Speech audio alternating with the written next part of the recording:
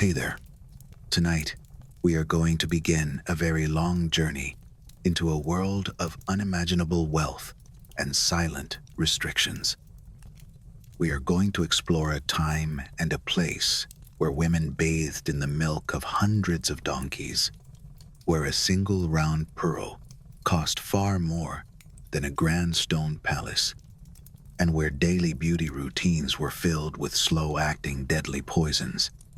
We will walk slowly through long corridors of cold white marble, and we will look at luxurious lives supported entirely by the heavy, crushing weight of ancient human slavery. If you find a strange sense of peace in exploring the quiet, dark shadows of the distant past, please leave a like and subscribe to join us on this journey. Tell me where you are resting tonight in the comments, and let the quiet connection of shared stories bring you a deep and heavy peace. Now it is time to turn down the lights in your room. Let the heavy darkness of the space settle around you like a thick, soft blanket draped gently over your weary shoulders. Breathe in the cool air of the room and feel it slowly fill the deep spaces of your lungs. Breathe out all the tension and all the rushing anxiety you have carried throughout the long, busy day. Let your jaw soften and drop slightly. Let your hands unclench from tight fists and rest easily and loosely by your sides. You are completely safe here in the dark. You are perfectly hidden from all the loud demands of the waking world. Let your tired mind drift back across the vast ocean of time. We are traveling back 2,000 years into the past. We are going to the absolute peak of the ancient Roman Empire. Close your eyes for a moment and imagine the great city of Rome in the year 150. Do not imagine the loud, dusty arenas filled with fighting gladiators and roaring crowds. Do not imagine the grand marble senate houses filled with arguing men making harsh laws. Instead, I want you to imagine the quiet private rooms of a woman named Julia. She is slowly waking up in a massive, sprawling villa located just outside the noise of the city. The early morning sunlight is filtering softly through thin, sheer curtains. These are not simple curtains made of wool or rough linen. They are made of pure silk imported all the way from the distant, mysterious lands of China.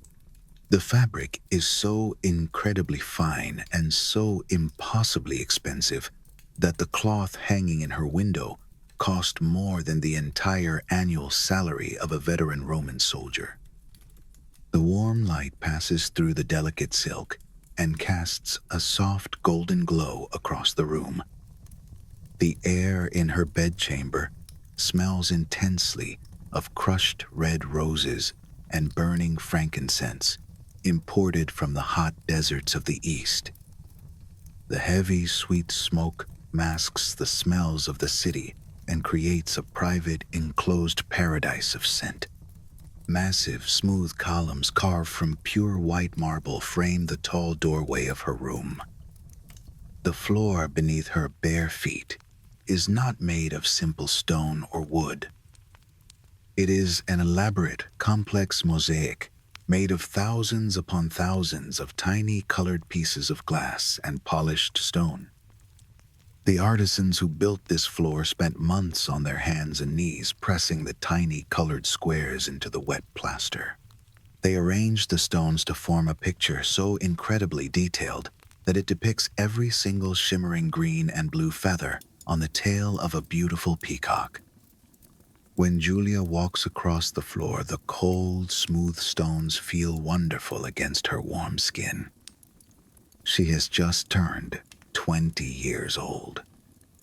She lives a life completely surrounded by the most absolute and staggering material luxury the ancient world could possibly provide. She owns more precious jewelry than most modern museums keep locked in their most secure vaults.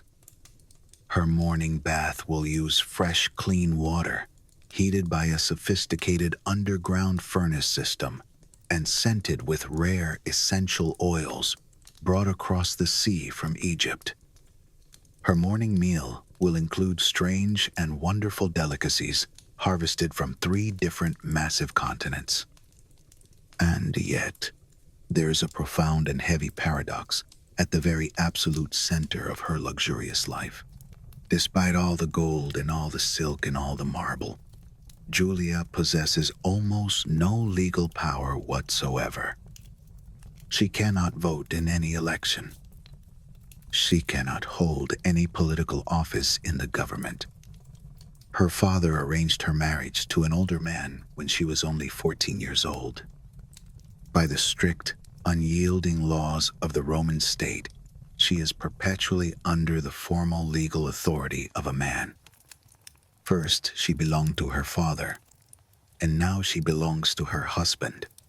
She cannot even represent her own self in a court of law without a male guardian standing beside her to speak on her behalf. She is legally considered a permanent dependent, almost like a child in the eyes of the law. How do we reconcile these two completely opposite realities? How did these ancient women navigate a complicated world that simultaneously restricted their every legal movement and lavished them with such extraordinary, unimaginable wealth? To understand this strange contradiction, we must first understand what the Roman Empire truly was at the absolute height of its massive power. Between the years 100 and 200, the empire controlled a staggering amount of land. The territory stretched from the cold, foggy shores of Britain in the far north, all the way down to the hot, burning sands of Egypt in the south. It reached from the rugged coasts of Spain in the west, all the way across the world to the ancient rivers of Mesopotamia in the east. This was not merely a system of political control. This was total economic domination on a massive global scale that the world had never truly seen before. Incredible trade routes connected the city of Rome to Persia, to the rich lands of India, and all the way to the borders of China itself. Massive wooden ships with large white sails constantly crossed the deep blue waters of the Mediterranean Sea, carrying heavy cargoes of raw silk, fragrant cooking spices, glittering precious stones, strange exotic animals, rare fragrant woods, and liquid perfumes. All of this immense wealth, all of this unimaginable global abundance flowed constantly into the city of Rome like dozens of raging rivers pouring endlessly into a massive, deep ocean. But this massive influx of global wealth did not just enrich the state treasury or pay for the marching armies. It completely and fundamentally transformed what it meant to live well, particularly for the women belonging to the highest elite classes of society. You see, the ancient Roman society possessed a very specific cultural concept known as cultus. We do not really have a perfect single word to translate this concept into our modern English language. The idea of cultus encompasses everything related to personal presentation. It includes the application of makeup, the wearing of heavy perfume, the displaying of fine jewelry, the draping of expensive clothing, and the elaborate grooming of the body. It is the total sum of everything that goes into adorning and presenting oneself to the watching world. And for the wealthy women of Rome, this concept of cultus was absolutely not a matter of simple, shallow vanity. It was a matter of survival, and it was a matter of profound social power. It was their entire identity. It was one of the very few distinct areas in their highly restricted lives where women could express true autonomy. It was the one specific place where they could wield absolute control in a society that legally controlled almost everything else they did. Let me paint you a much clearer picture of what this power of presentation actually looked like in practice. Imagine you are visiting the ancient city of Rome for the very first time in your life. You are walking slowly down the street known as the Via Sacra. This translates to the Sacred Way. It is the most important and the most famous street in the entire vast empire. Grand towering temples with massive stone columns line both sides of the dusty road. Huge crowds of people are bustling back and forth. Merchants are shouting loudly to sell their fresh goods. The noise and the heat and the dust are completely overwhelming. And then suddenly you see her. A wealthy aristocratic Roman matron is making her way down the crowded street. But she is not walking. She is reclining comfortably inside a luxurious, enclosed wooden litter. The litter is being carried smoothly on the strong shoulders of 6 enslaved men. The wooden frame of the litter itself is heavily carved and decorated with shining gold leaf that catches the bright afternoon sunlight. But it is the woman resting inside the litter who truly captures your complete attention. Her skin is impossibly luminous and deathly pale, painted carefully with toxic white preparations that took her enslaved servants many hours to apply that very morning. Her hair is piled incredibly high on top of her head in a complex, towering architecture of tight, elaborate curls. The massive hairstyle is held firmly in place with dozens of long, sharp pins carved from pure white elephant ivory and solid gold. Around her neck, she wears a heavy chain of dark green emeralds. Each individual green stone is the size of a large, plump grape, and they were all imported at great expense from the deep desert mines of Egypt. Her heavy earrings are shaped like small, delicate boats, crafted from gold so pure and soft that it seems to literally glow with its own internal light. Massive white pearls dangle heavily from the golden boats. These are pearls that traveled all the way from the warm waters of the distant Persian Gulf. Around her delicate wrists, she wears 3 heavy spiraling bracelets. They are shaped like coiled snakes made of solid, shining gold. On every single finger of her hands, except for the middle fingers, she wears thick rings. She wears a total of 16 gold rings, and every single one is set with a different, brightly colored, precious gemstone. The long, flowing dress she wears is dyed with a specific color known as Tyrian purple. This is a color so incredibly difficult to produce and so outrageously expensive that the purple dye itself literally cost more than its own weight in pure solid gold. As she passes by you on the street, the air around her fills with the scent of heavy, sweet perfume. The floral scent is incredibly thick and almost suffocating. You would only learn much later that the overwhelming perfume is specifically designed to mask the sharp metallic smell of the toxic lead-based makeup caked onto her face. This woman passing you on the street is not a rare exception. Among the patrician class, the oldest and most aristocratic families of the city of Rome, this extreme level of personal adornment was totally expected.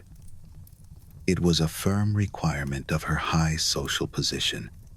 Luxury in this world was not just about seeking personal physical pleasure. It was a loud, visual language of social signaling.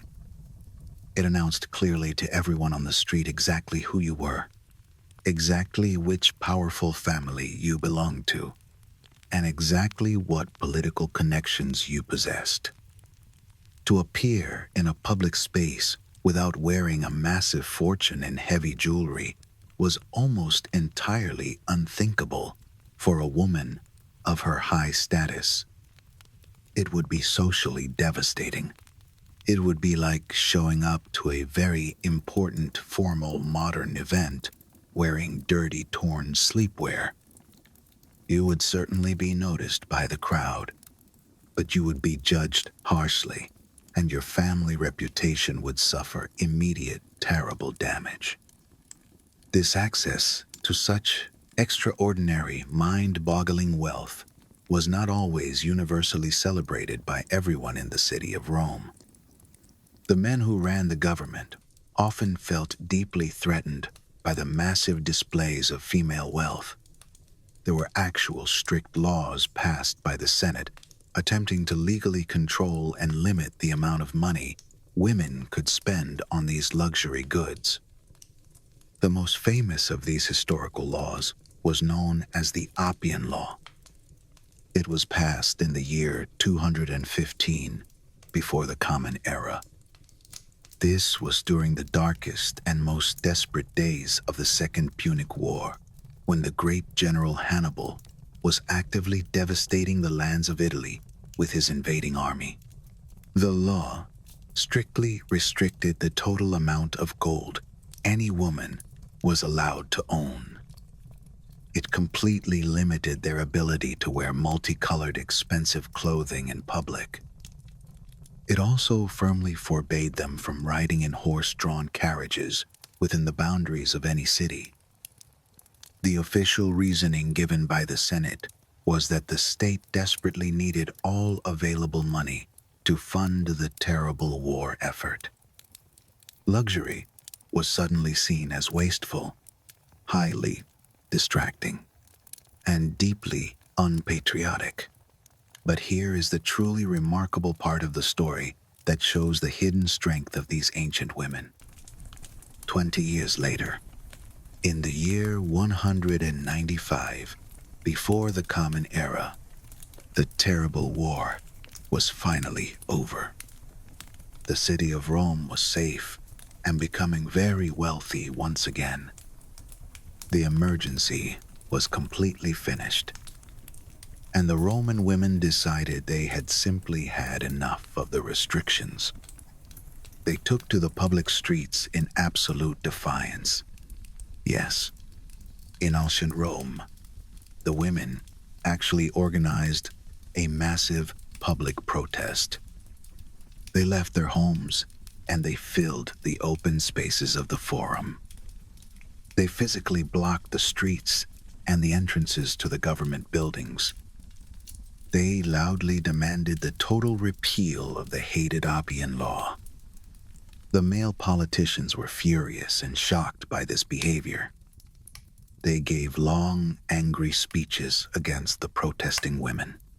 The famous strict politician known as Cato the Elder railed aggressively against the extreme extravagance of women.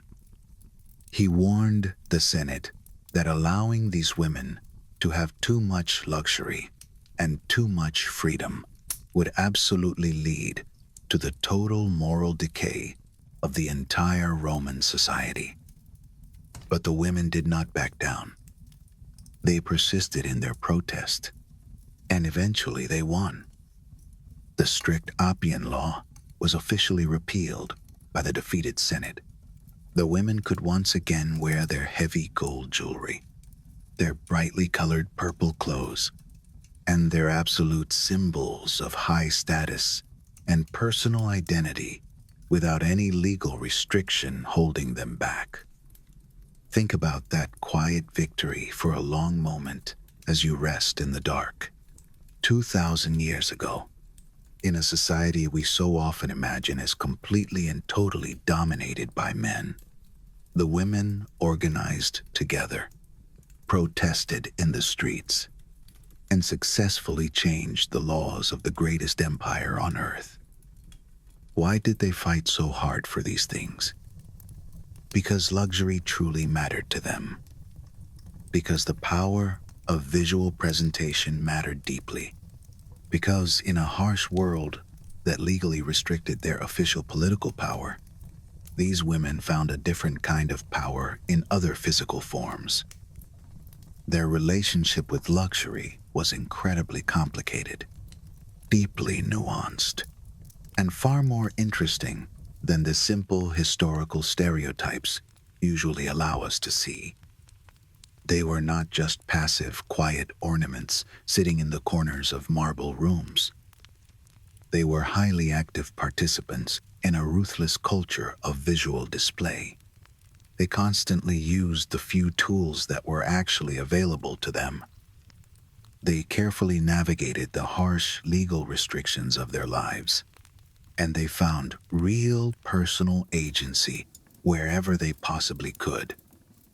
The extreme luxury they embraced, the wild extravagance that sometimes scandalized even their own contemporaries, was a vital part of exactly how they claimed their own physical space in a society that officially denied them so much. As you drift slowly towards a deep sleep tonight, hold that beautiful, heavy image in your tired mind. A Roman woman, heavily adorned in pure gold and soft silk and bright precious stones, is walking slowly through a long, echoing marble hall. She cannot vote for the leaders of her city. She cannot hold any public office.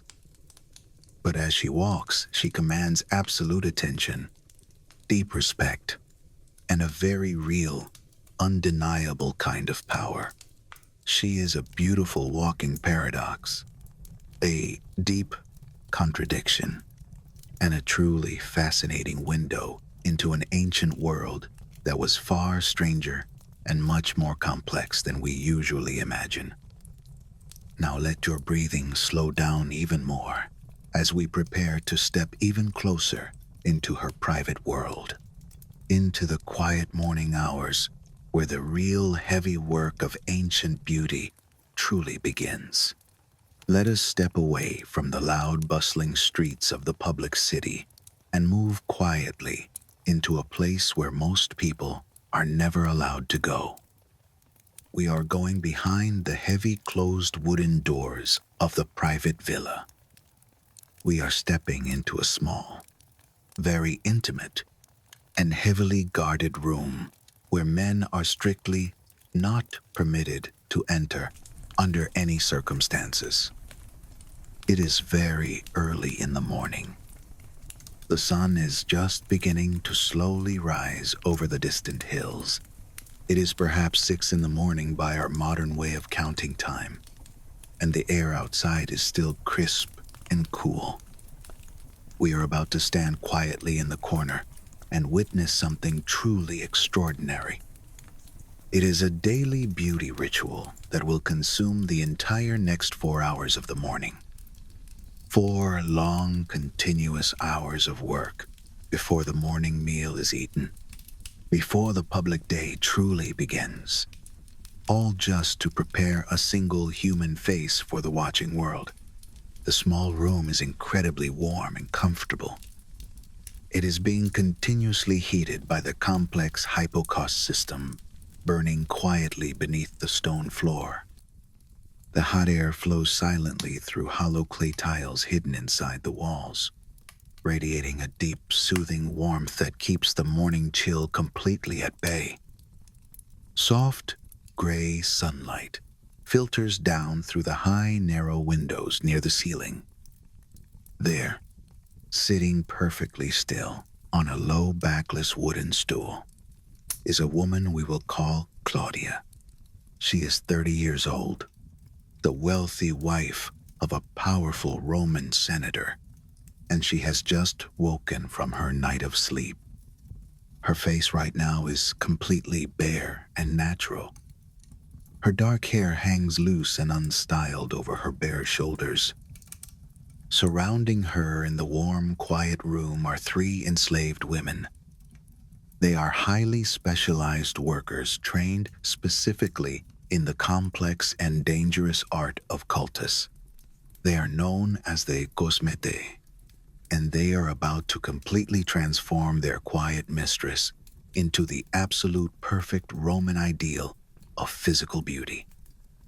But here is the heavy truth you need to understand before we watch this slow transformation unfold. This daily process is not optional for her. It is not about personal preference or simply having fun with colorful makeup like we might think of it in our modern times. This long, exhausting process is about basic social survival in a ruthless society where physical appearance is literally everything. It is a world where a woman is constantly and harshly judged by exactly how well she presents herself to the critical eyes of her peers.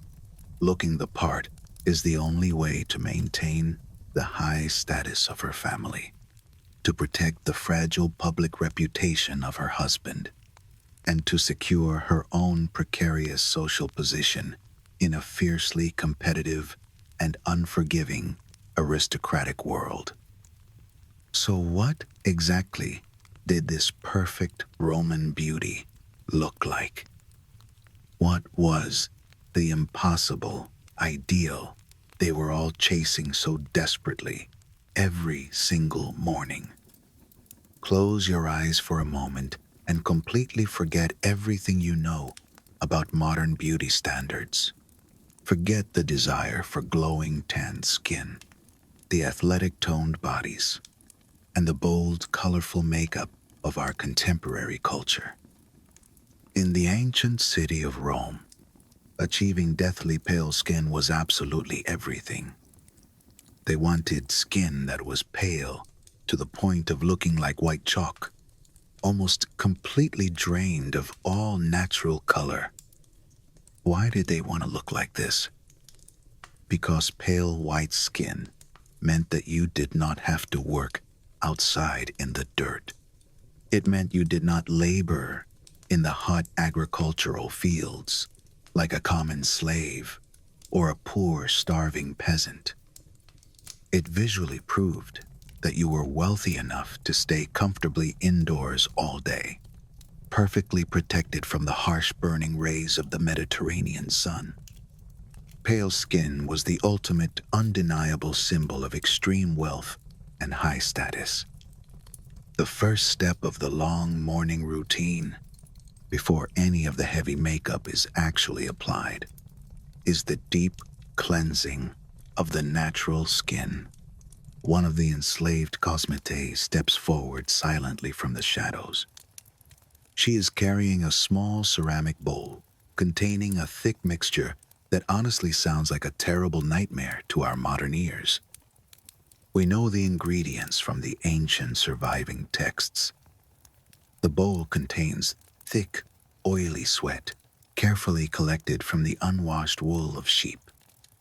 It contains animal placenta.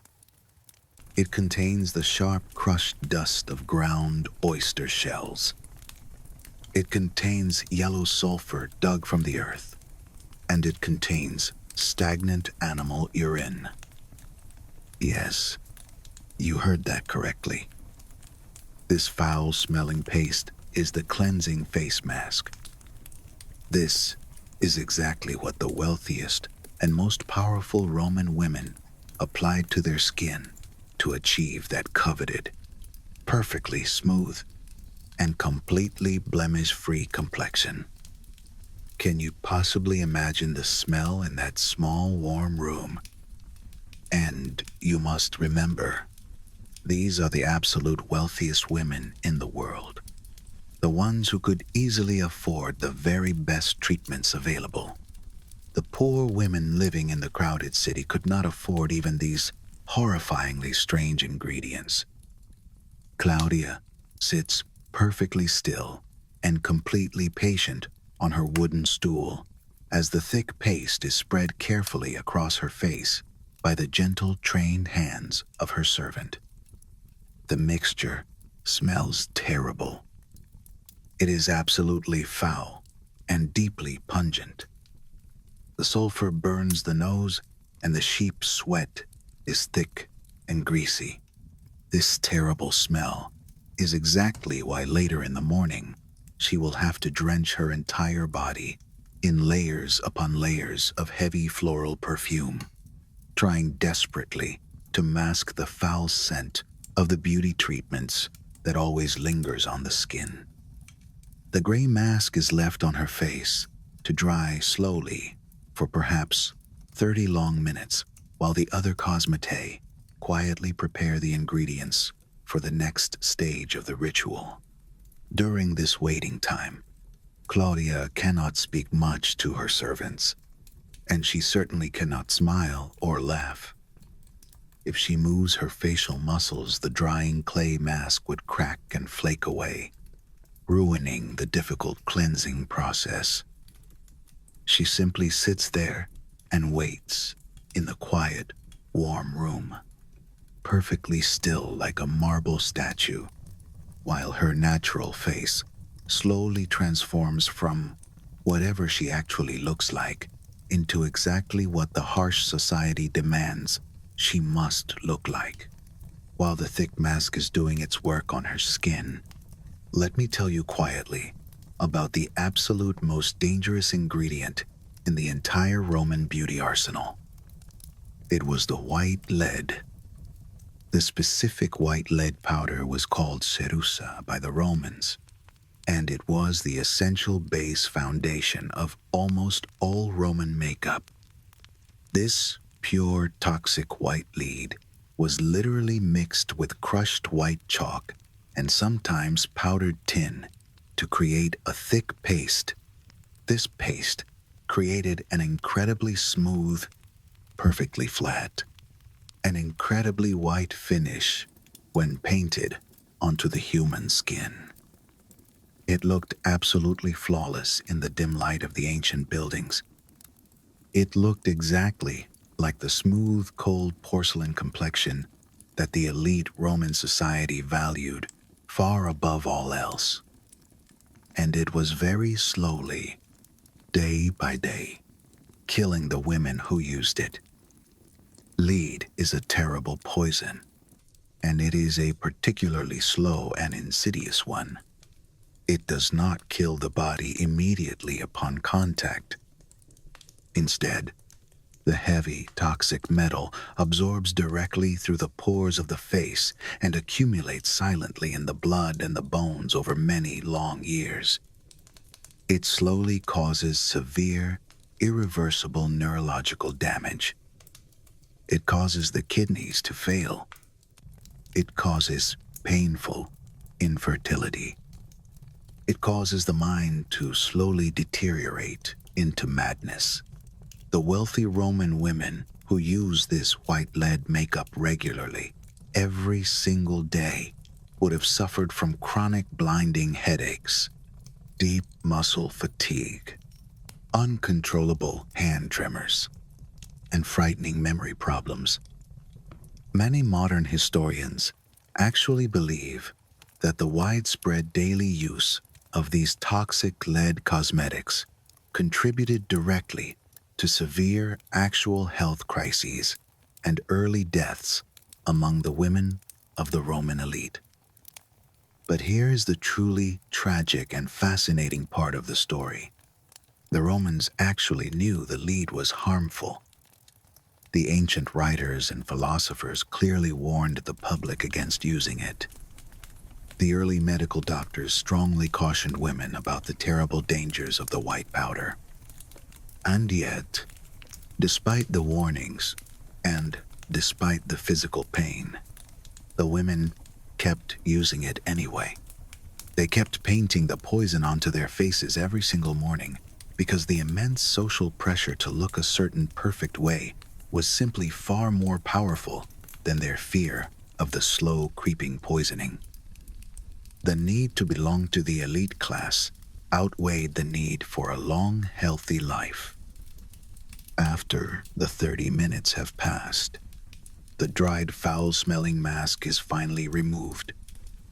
Claudia has her face washed clean with cool fresh water poured from a silver pitcher. Her skin is gently patted completely dry with incredibly soft woven linen cloths. Now comes the application of the deadly foundation. One of the enslaved women steps forward, holding a small, beautiful glass jar filled with the pure white Sarusa powder. The toxic mixture is carefully thinned with a few drops of water until it reaches the absolute perfect, smooth consistency. Then, using a flat, smooth wooden spatula, or sometimes just her bare fingertips, the servant begins to apply the white paste directly to the face of Claudia. She works very slowly and incredibly carefully, building up the white layers one by one. The ultimate goal is complete and total coverage of the skin. They are creating a completely even, perfectly white artificial surface that completely hides any natural human skin tone, covers any small physical imperfections, and erases any hint that there is a real, warm human face hiding underneath the paint. This slow painting process alone can easily take an entire hour of sitting in total, absolute silence. Once the face is painted perfectly white, they must focus on the other features. The eyes were incredibly crucial to the Roman look. The women loved huge, dramatic eyes that were lined dark and looked deep and exotic. The primary material used to achieve this dark look was coal, a black substance that had been used for thousands of years, inherited directly from the ancient beauty practices of the Egyptians. The famous Queen Cleopatra had brought the heavy, smoky eye look to the city of Rome when she visited many years before, and the wealthy Roman women had embraced the dark style eagerly. The wealthy women used antimony, a dark metallic element that was ground down into a very fine black powder. Some of the poorer women used the simple black soot scraped directly from the inside of burning oil lamps, which was easily accessible but far less prestigious. The application of the black powder required intense focus and precision.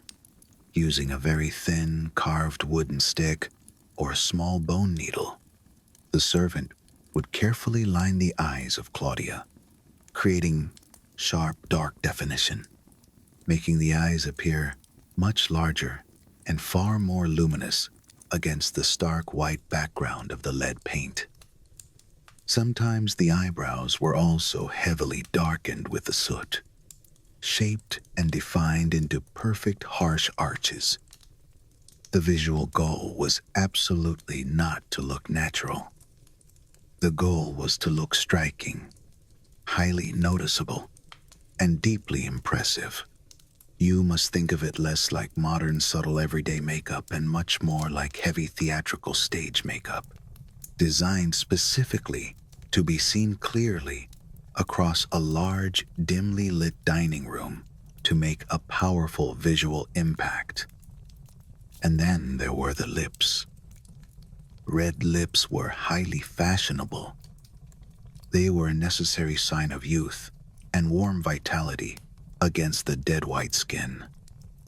But how exactly did they achieve that bright red color? The ingredients are unsettling. They used bromine. They used crushed insect shells, literally grinding up small beetles to extract the bright red pigment.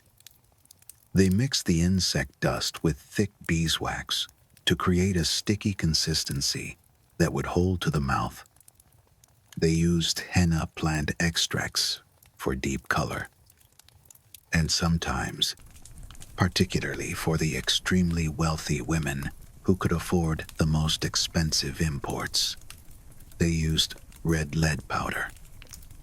Yes, the toxic lead was used again, this time painted directly onto the lips. This was a particularly dangerous and tragic choice, since the red lead paste would inevitably be licked and swallowed and ingested directly into the stomach during the long banquets. The women were literally and willingly poisoning themselves from the inside out, simply for the sake of beauty.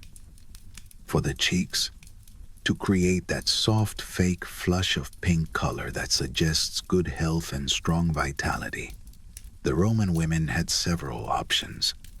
The very wealthy imported expensive red ochre dirt from distant lands, a naturally occurring iron oxide clay that produced a beautiful and very long-lasting deep red color. Some women used crushed dark red rose petals mashed into a thick sticky paste. Others used the dark purple dregs of wine, the thick muddy sediment left at the very bottom of the heavy clay wine jars, which provided a deep, rich stain on the skin.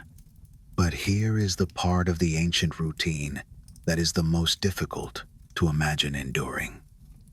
All of this heavy makeup, all of these carefully and painstakingly applied layers of toxic powders and animal fats, were not permanent or waterproof. In the incredibly hot and humid Mediterranean climate, especially in the sweltering, suffocating summer heat of the crowded city of Rome, the thick makeup melted. It ran down the face. It smeared terribly. Ancient male writers mocked the women whose red rouge ran down their white-painted cheeks in long, embarrassing streaks during the hot, crowded banquets. Imagine spending 4 long, exhausting hours sitting perfectly still to get ready in the morning, only to have your new face literally melt off your skin in public the moment you stepped out into the hot sun. But what other choice did they possibly have? The strict society absolutely demanded physical perfection, and these dangerous, imperfect, toxic tools were all that were available to them. So Claudia, and thousands of other wealthy women exactly like her, went through this grueling, dangerous process again and again, multiple times every single day. They were constantly reapplying the white lead, constantly touching up the black soot, desperately trying to maintain that flawless, perfect, artificial facade. And they did it all with the silent, steady help of the cosmete. Those highly skilled, enslaved women who knew every single dark secret, every application technique, and every hidden trick for making their mistresses look exactly like the impossible Roman ideal. The most talented of these enslaved makeup artists were considered extremely valuable property. They commanded incredibly high prices if they were ever sold at the slave markets, and they were given positions of relative privilege and safety within the large households. Their artistic expertise was highly recognized by their owners, even if their basic human personhood was completely ignored. It was a strange and heavy burden. The makeup was a strict requirement, socially mandated, heavily criticized by men, and literally, physically dangerous to the body. But it was also one of the only areas where these women had any real control over their own lives. They chose their servants. They decided exactly which products to mix. They experimented endlessly with new techniques. They created the visual trends of the empire. In a vast world that restricted so much of their daily lives and movements, this world of cultists was entirely theirs to command. And despite the male writers constantly sneering and criticizing them in their scrolls, the women persisted in their routines. They kept applying the dangerous white makeup. They kept importing the incredibly expensive toxic ingredients from across the sea. They kept spending the long, quiet hours sitting on their stools day after day, year after year. They did it because it mattered deeply. Because in a harsh, ancient world where your total human worth was constantly and ruthlessly judged by your physical appearance, you simply did whatever you had to do to survive and thrive among the elite. As the face of Claudia is finally complete, painted deathly white and perfectly smooth and highly dramatic, she stands up slowly from her wooden stool. She is ready now for the next phase of her long morning ritual. Her face is fully painted, but we are nowhere near finished with her preparation. Because in ancient Rome, true beauty was not just about the face. It was about the entire body, and especially about the hair that took just as much brutal effort as the toxic makeup. Let the image of the painted face slowly fade into the dark, and let your tired mind rest for a moment before we continue our journey deeper into the strange and heavy world of ancient luxury. There is a very specific fear that haunted the minds of the ancient wealthy women in the city of Rome. It was not the fear of invading armies or the fear of sudden political ruin. It was the quiet, inevitable creeping fear of time slowly etching its heavy marks across their painted faces. In a society that valued youth so highly that young girls were often married away at the tender age of 14, the sudden appearance of a single small wrinkle was considered an absolute catastrophe. A wrinkle was a visible loud signal of declining social value and a terrifying loss of hard-won beauty power. I have often thought about how completely terrifying it must have been for them to look into their polished bronze mirrors and see the inescapable proof that their youth was fading away. They could not simply accept the natural aging process of the human body.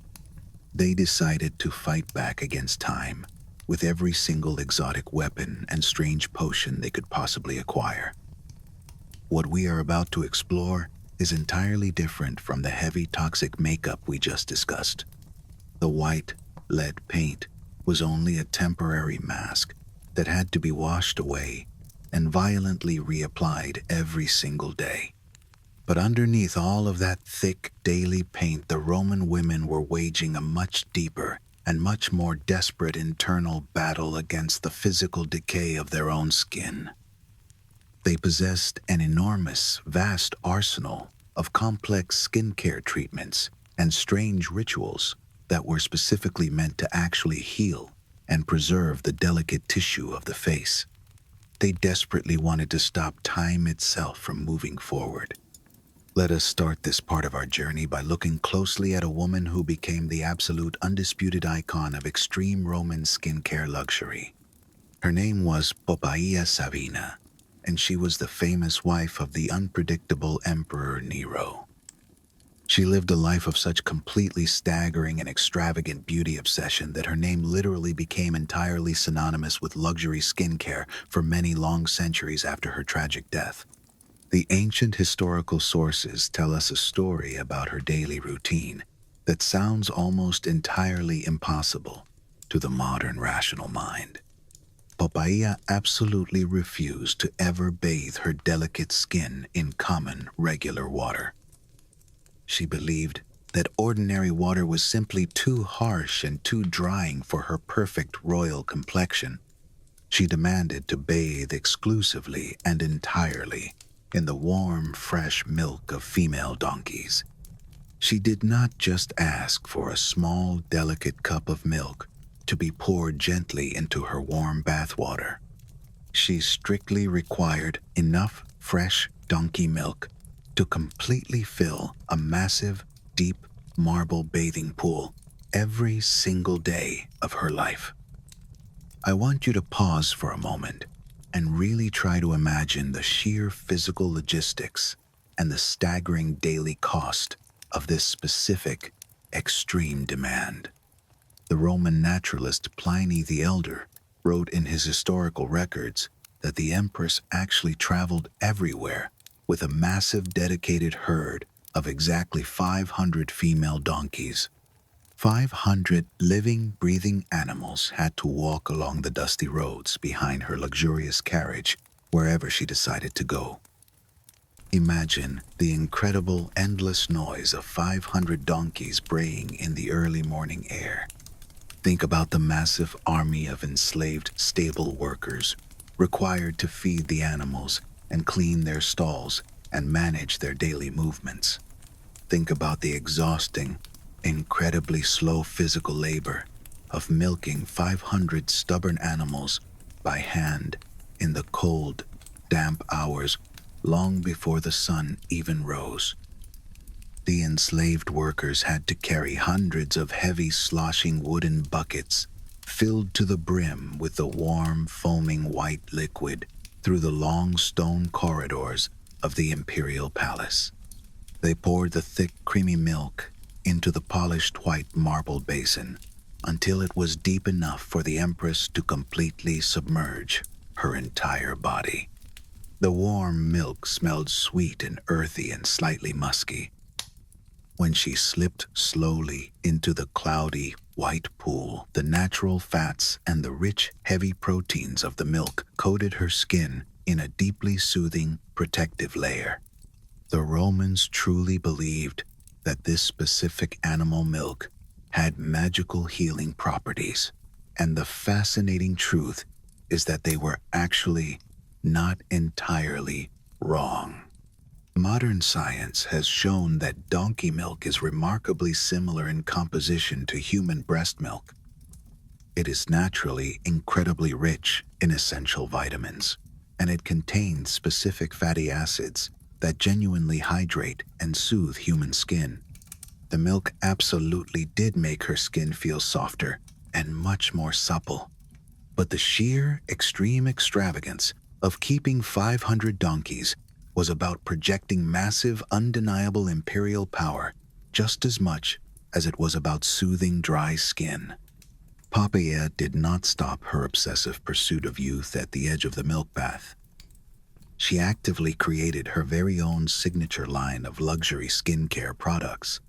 Her absolute most famous personal invention was an incredibly thick, heavy face mask that became so wildly popular among the elite women that it was officially named after her. They called it the Poppyana mask. The ancient recipe still survives in the old, dusty texts. It required a generous amount of the precious donkey milk, mixed thoroughly with soft, raw bread dough. The dough had to be made from the absolute finest and most expensive imported white wheat flour available in the empire. The enslaved servants would knead the sticky milk and the soft flour together in a smooth ceramic bowl until it formed a very thick, heavy, white paste. The empress would have this sticky, wet dough applied thickly all over her face just before she went to sleep in her massive bed. You can try to imagine the deeply uncomfortable physical sensation of trying to sleep through the long, dark night with a heavy layer of wet, sticky bread dough slowly drying and hardening completely across your cheeks and your forehead.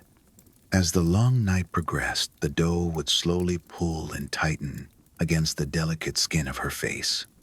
The smell of the raw yeast and the warm milk would linger heavily in the dark air of the royal bedchamber. In the morning, the servants would have to carefully peel and wash the hardened, crusty dough away from her sensitive skin. The wealthy women of Rome completely swore by this bizarre treatment, and they copied her recipe obsessively. The poorer women of the city tried desperately to create their own cheap substitute masks, using common low-grade flour and stale water. But nothing could ever quite match the high social prestige of wearing the authentic, sticky, imperial bread dough. The ancient fight against the slow, creeping arrival of deep wrinkles required even more extreme and difficult measures. In their desperate search for smooth skin, the Roman women turned to the natural fats of various animals. They instinctively understood that thick, heavy grease could create a strong, protective physical barrier on the skin that effectively locked the vital moisture inside the body. One of the most highly prized and incredibly expensive anti-aging treatments was the rendered fat of the elegant white swan. The swans were beautiful and highly aggressive birds that swam in the cold, clear lakes of the northern territories. The hunters would kill the birds and carefully harvest the thick layers of insulating white fat from beneath their soft feathers. The raw fat was slowly melted down over a low smoking fire until it became a smooth, heavy, translucent ointment. The wealthy women would have this thick, greasy bird fat rubbed deeply into the delicate lines around their tired eyes and across their smooth foreheads. It was an incredibly heavy and deeply oily substance that coated the skin in a thick, shining layer of animal grease. Goose grease was another highly popular and slightly more accessible alternative for the women who could not afford the rare swan fat. They also harvested a very thick waxy substance known as lanolin. Lanolin is the heavy yellow grease that naturally coats the thick wool of living sheep to protect the animals from the freezing rain and the cold, damp weather. The ancient shepherds would wash the sheared raw wool in large vats of hot water, and they would carefully skim the floating yellow grease directly off the surface of the murky water. The raw lanolin smelled incredibly strong and pungent. It smelled exactly like a wet, dirty flock of sheep standing in a muddy field. But the wealthy Roman women completely ignored the terrible farmyard stench because the heavy yellow grease possessed truly remarkable softening properties. They mixed the smelly lanolin with sweet floral rose oil to try to hide the foul odor, and they slathered it thickly onto their dry, cracking hands and their aging faces. The heavy, sticky grease absorbed very slowly into the skin and provided a deeply genuine medical benefit.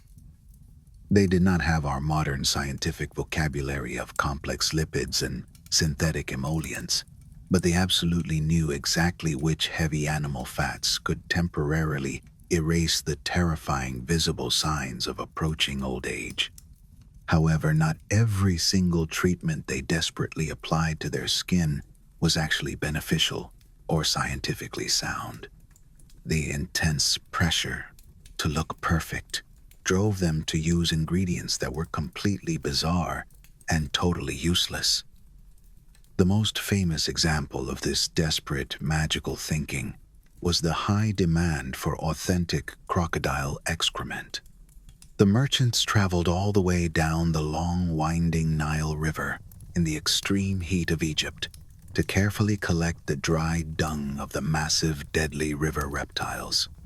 They shipped the foul-smelling dried material across the Mediterranean Sea and sold it for incredibly high prices in the bustling markets of Rome. The strange underlying logic of this terrible treatment was based entirely on the concept of sympathetic magic.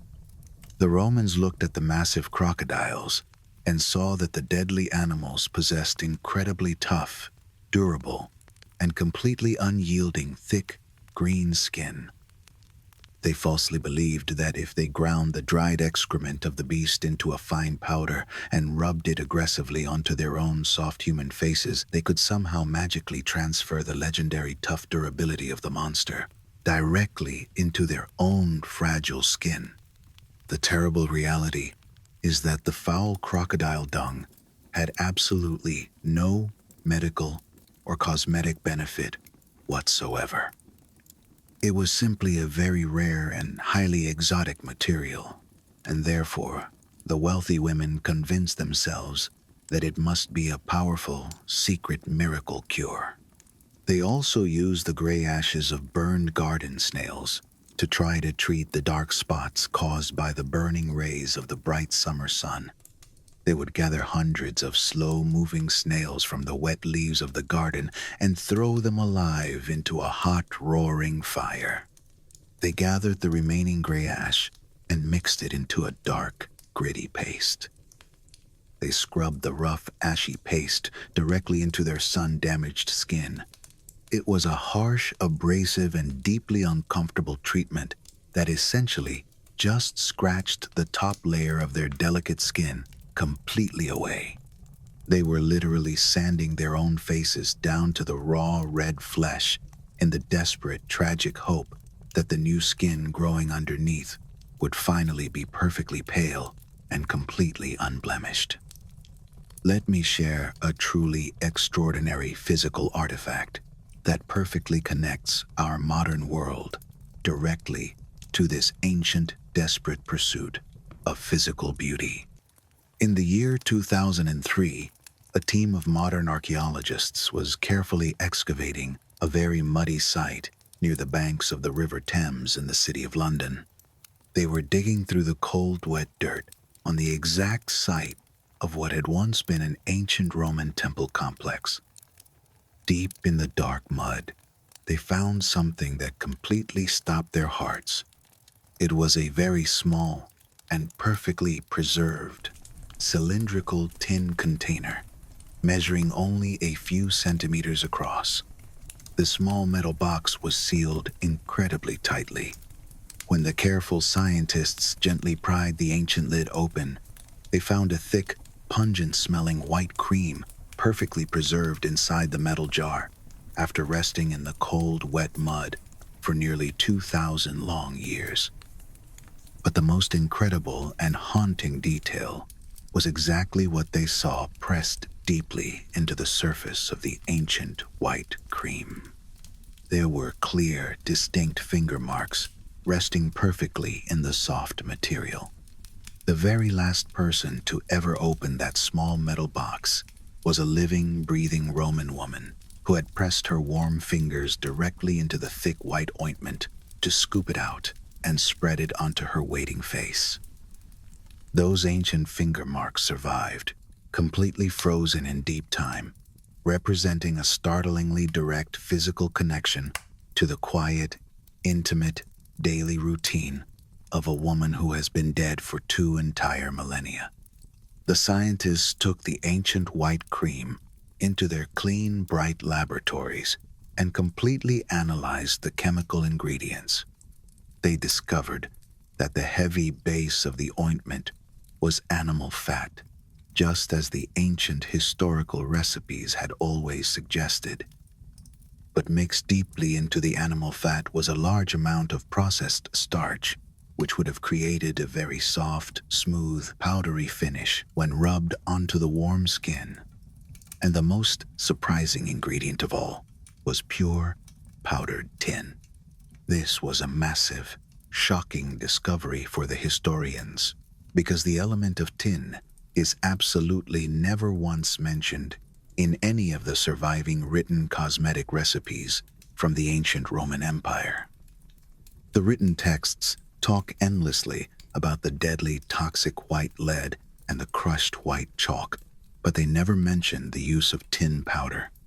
Yet here was the undeniable physical proof that some unknown, highly skilled, enslaved cosmetic servant, or perhaps the wealthy woman herself, had secretly experimented with crushing tin metal to create a brand new skin whitener. It would have worked beautifully to create the highly desired opaque, pale finish, but it was potentially much less toxic and dangerous than the deadly lead powder. The small container itself was made entirely of high-quality tin, which was a very precious and incredibly expensive metal at that time. This was absolutely not a cheap common product bought in a street market. This was elite, luxury, bespoke skincare, carefully crafted and expensively packaged for a very important woman. The physical fact that this small, expensive jar of cream was found buried deep in the mud of a sacred temple precinct suggests a very beautiful and somewhat melancholic story. Perhaps the woman brought the expensive tin jar to the temple as a desperate religious offering to the gods. Perhaps she was giving quiet thanks to the deities for the remarkable healing properties of the smooth white cream. Or perhaps she simply dropped it by accident from the folds of her heavy silk dress while she was praying in the dim light of the temple. Either way, that small ancient tin box with its 2,000-year-old frozen finger marks gives us an incredibly clear window into the quiet, hidden world of female beauty practices.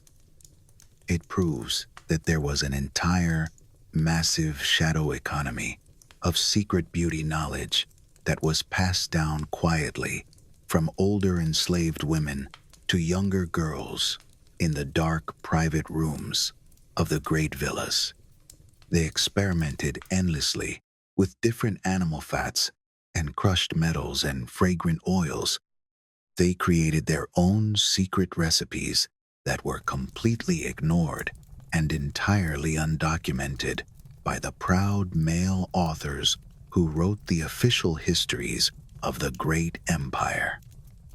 The ancient male writers often wrote about these female skincare routines with a tone of deep dripping scorn and supreme arrogant condescension.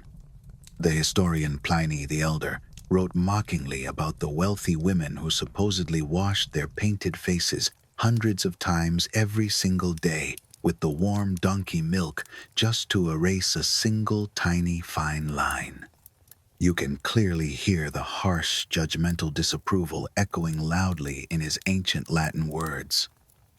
He exaggerated their daily routines to make them look foolish and hopelessly vain. His angry exaggerations reveal a very deep and very real cultural anxiety about the massive amount of valuable time and vast family money the women were spending on their own physical appearance. But the determined women simply ignored the angry male critics and kept experimenting with their heavy creams and their sticky bread dough masks. They used the cooling crushed mint leaves and the soothing raw egg whites and the thick, rich olive oil to try to keep the dry, cracking world at bay. They used the precious golden frankincense resin imported from the hot deserts of Arabia to soothe the angry red inflammation on their tired cheeks. Here is the absolute saddest and most deeply fascinating truth about all of this desperate, grueling effort. Despite all of the incredibly expensive treatments and all the thousands of hours spent sitting perfectly still in the dim light of the private rooms, the Roman women still aged just like everyone else. The deep wrinkles still inevitably appeared around their tired eyes. The hot, bright sun still eventually damaged their pale, perfect skin. The fleeting magic of their bright youth still faded completely away into the long gray shadows of time. The sticky bread dough and the thick animal fat could perhaps temporarily slow the visible process down, but they could absolutely never permanently stop the heavy, relentless forward march of time. And yet the women kept trying with a fierce, stubborn hope. They kept applying the foul-smelling potions and the heavy masks, generation after generation. They did it because they were desperately trying to maintain their fragile power and their social relevance in a harsh, unforgiving world that constantly loudly told them that their only true value was tied entirely to their physical perfection. They navigated their impossible strict reality with incredible creativity and endless persistence. They built beautiful, soft armors out of milk and swan fat to protect themselves from the cruel judgment of the public eye. As you rest quietly in your own dark room, you can leave the heavy burden of physical perfection far behind you. The thick, sticky masks can be completely washed away into the dark water. You do not need to fight against the slow, gentle passage of time tonight. You can simply surrender to the soft, heavy shadows and let the quiet, peaceful night protect you completely as you drift slowly downward into a deep, unbothered sleep. The face was finely scrubbed and painted and heavily sealed against the hot, dry air of the Roman summer, but the long, exhausting preparation of the body was still nowhere near complete. The smooth, pale face was only the blank canvas. The true towering architecture of ancient female power was built directly above the brow. The absolute crowning glory of the wealthy Roman woman was her hair. The complex politics of the Roman hairstyles and the elaborate, towering physical constructions built on top of their heads were absolutely staggering in their sheer ambition. The changing fashions of the imperial hair were incredibly intense, and the desperate pursuit of the absolute perfect physical coiffure could quite literally leave a woman completely and permanently bald. Let us step back out into the bright, warm sunlight of the bustling Roman Forum in the busy year of 120 to truly understand the heavy, crushing weight of this specific beauty standard. Imagine you are standing quietly near the massive stone columns of the central market. The huge, loud crowds surge aggressively around you in every direction. The important, wealthy senators walk past wearing their heavy white woolen togas. The poor merchants shout loudly, trying to sell their cheap clay pots and fresh green vegetables. And then you begin to slowly notice the wealthy women passing by in the crowd. If you look closely at their heads, you will quickly realize that you can perfectly date their physical portraits almost exactly just by observing the specific complex arrangement of their hair. You see an older, wealthy woman walking by with an incredibly elaborate, towering wall of tight curls piled incredibly high on the very top of her head. Every single individual tight ringlet is carefully and precisely positioned to create a solid, vertical wall of hair. That specific towering style is from exactly 20 years ago, during the reign of the previous emperor. And then you see a much younger woman walking behind her. The younger woman has her dark hair pulled smoothly back in soft, gentle waves, with thick, heavy braids coiled perfectly around the crown of her head like a woven basket. That specific, braided style is the current popular fashion, popularized directly by the new reigning empress of the massive empire. Hair in the ancient city of Rome was absolutely not just hair. It was a very loud and very clear political declaration. It was a silent visual way of signaling absolute loyalty to the current ruling family and demonstrating extreme wealth and high cultural sophistication without ever needing to speak a single word out loud. The high-stakes politics of these complex hairstyles were surprisingly intense and completely unrelenting. Whenever a brand new emperor forcibly took power and a brand new empress was suddenly crowned, her personal, specific hairstyle immediately became the absolute mandatory fashion for the entire elite class. Within a few short months, the wealthy women across the entire vast empire would be desperately copying her exact look. The rich families would even commission the talented stone sculptors to take their heavy iron chisels and physically recarve the marble hair on the older existing statues of their female ancestors just to make sure the cold stone matched the brand new current trends. I have always found it completely fascinating and deeply strange that art historians today can perfectly date a broken marble head dug out of the dirt simply by looking at the specific shape of the carved curls. Hair was so incredibly important and so tightly tied to imperial power and daily social currency that the people literally violently chiseled away the solid stone of the past just to stay perfectly relevant in the present moment. Let us look closely at the incredibly terrifying and physically demanding style known as the Flavian Tower. This was popular in the late 1st century, and it was an absolute marvel of painful daily engineering. Imagine a solid vertical wall of tight, dense curls rising straight up from the forehead of a woman. The wall of hair would sometimes reach 20 or even 30 centimeters straight up into the air. It was a massive physical structure that required many long, agonizing hours to construct every single morning.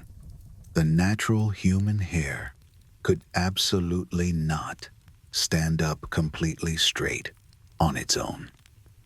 The enslaved hairdressers had to build an actual hidden physical scaffolding directly on top of the head of their mistress. They used rigid frames made of stiff, dark metal wire hidden deeply underneath the front curls. They used thick padding made of compressed sheep wool or sometimes even the discarded hair of other unknown people to create the necessary, massive internal volume. They used countless dozens of long, sharp pins carved from hard white bone and solid, heavy gold to painfully anchor the entire precarious structure directly to the sensitive scalp. The final physical effect was incredibly dramatic and deeply impressive, but it was also, frankly, completely precarious and terrifying to wear. If the woman moved her head too quickly or stepped awkwardly down a stone stair, the entire heavy, unbalanced tower could instantly shift and collapse. The incredibly skilled enslaved women who actually performed this daily architectural miracle were called the ornatresses. They were the absolute most desperate and highly demanded workers in the entire bustling city. A truly talented ornatrix who knew exactly how to weave the complex hidden wire frames and balance the heavy towering curls could command an astronomical price at the brutal slave markets.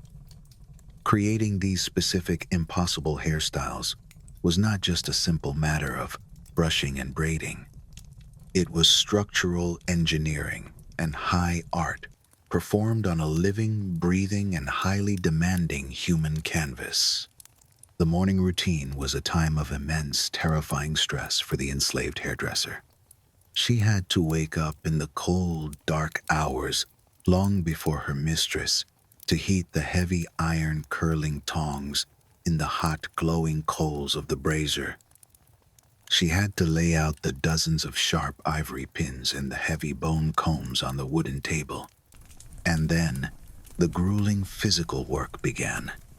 She spent hours washing and aggressively drying the hair.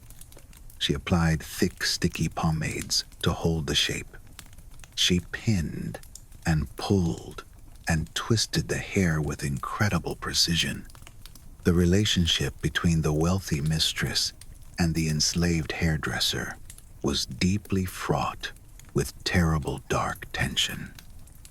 The ancient literature contains many horrifying casual accounts of wealthy mistresses violently beating their enslaved hairdressers with heavy bronze mirrors when a specific complicated hairstyle went slightly wrong.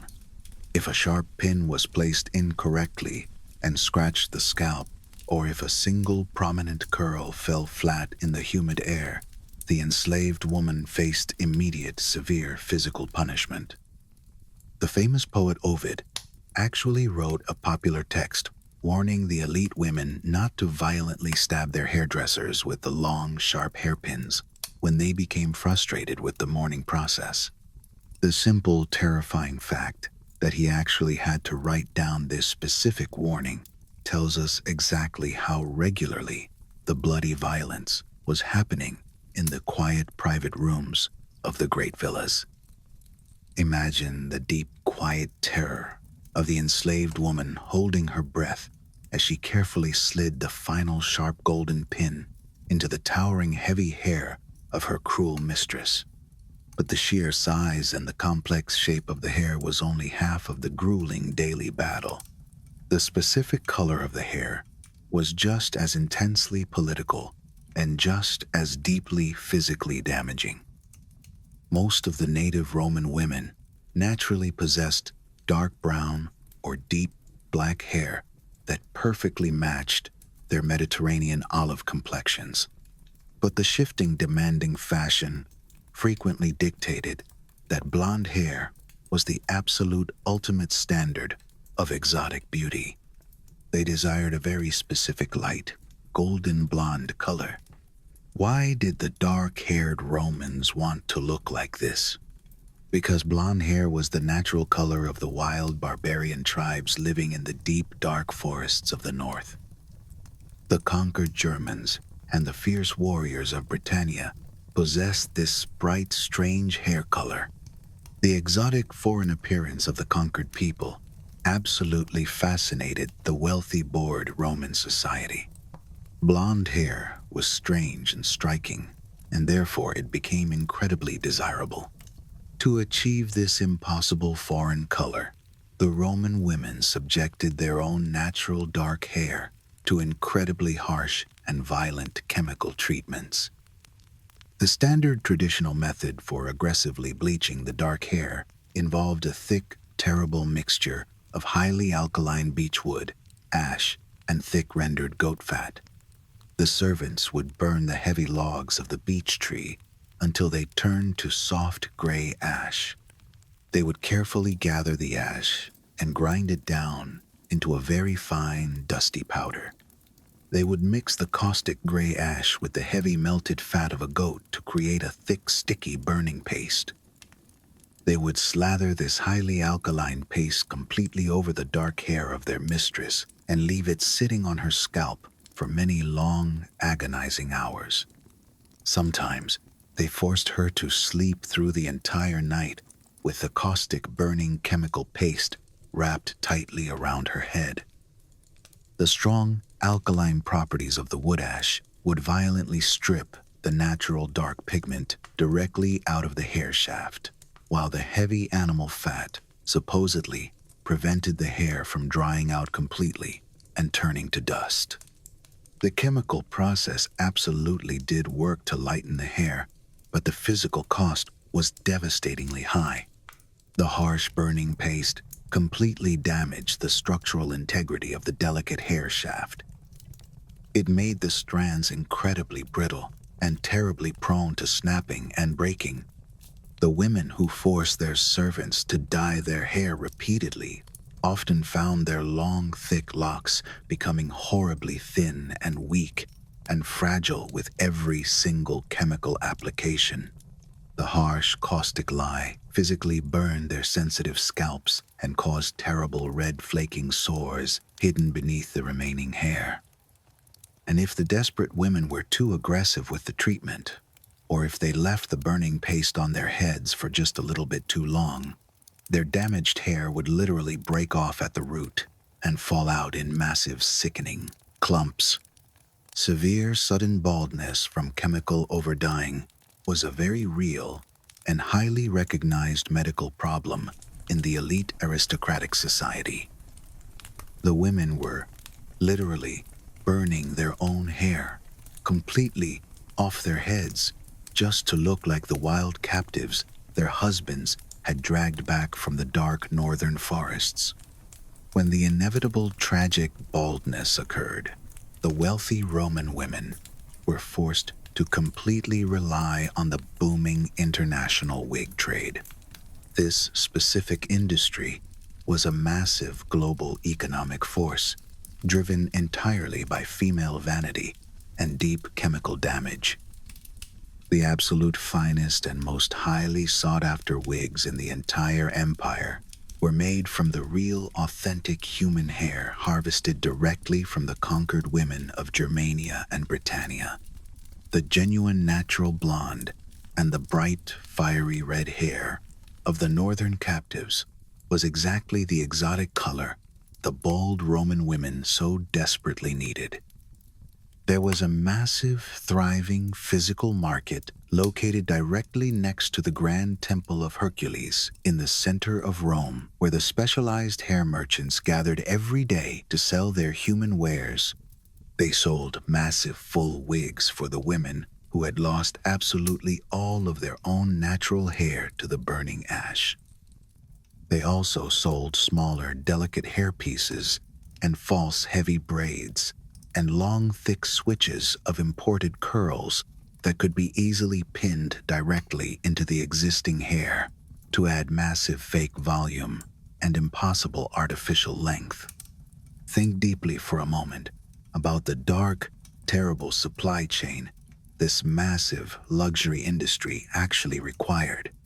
The golden hair had to be physically collected from the women living in the cold, dark forests of the far north.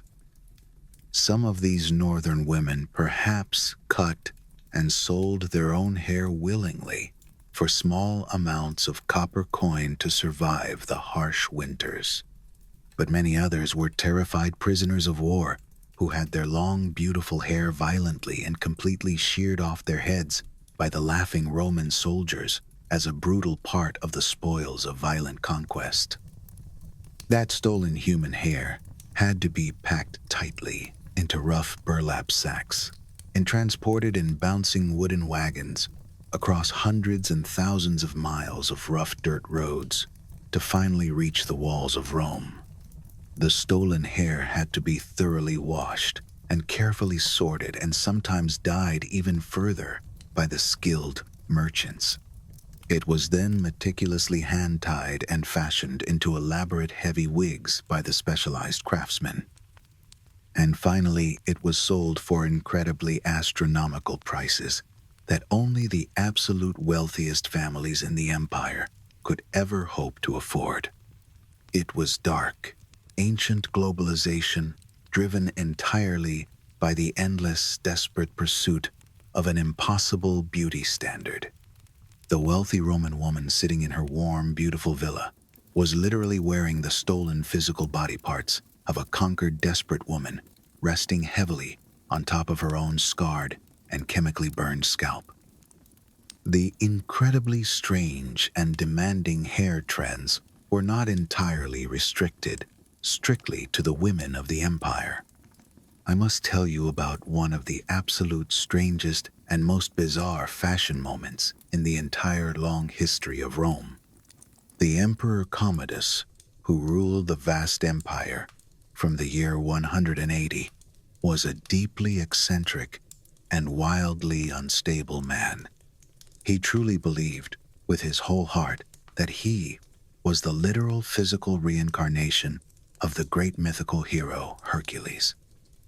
He frequently fought bloody battles in the public arenas as a gladiator, which was considered absolutely shocking and deeply scandalous for a ruling emperor. And most importantly, for our story, he decided to aggressively dye his own dark hair bright blonde. He did not want a subtle, gentle lightening of the hair. He demanded a bright, shining, attention-grabbing golden yellow.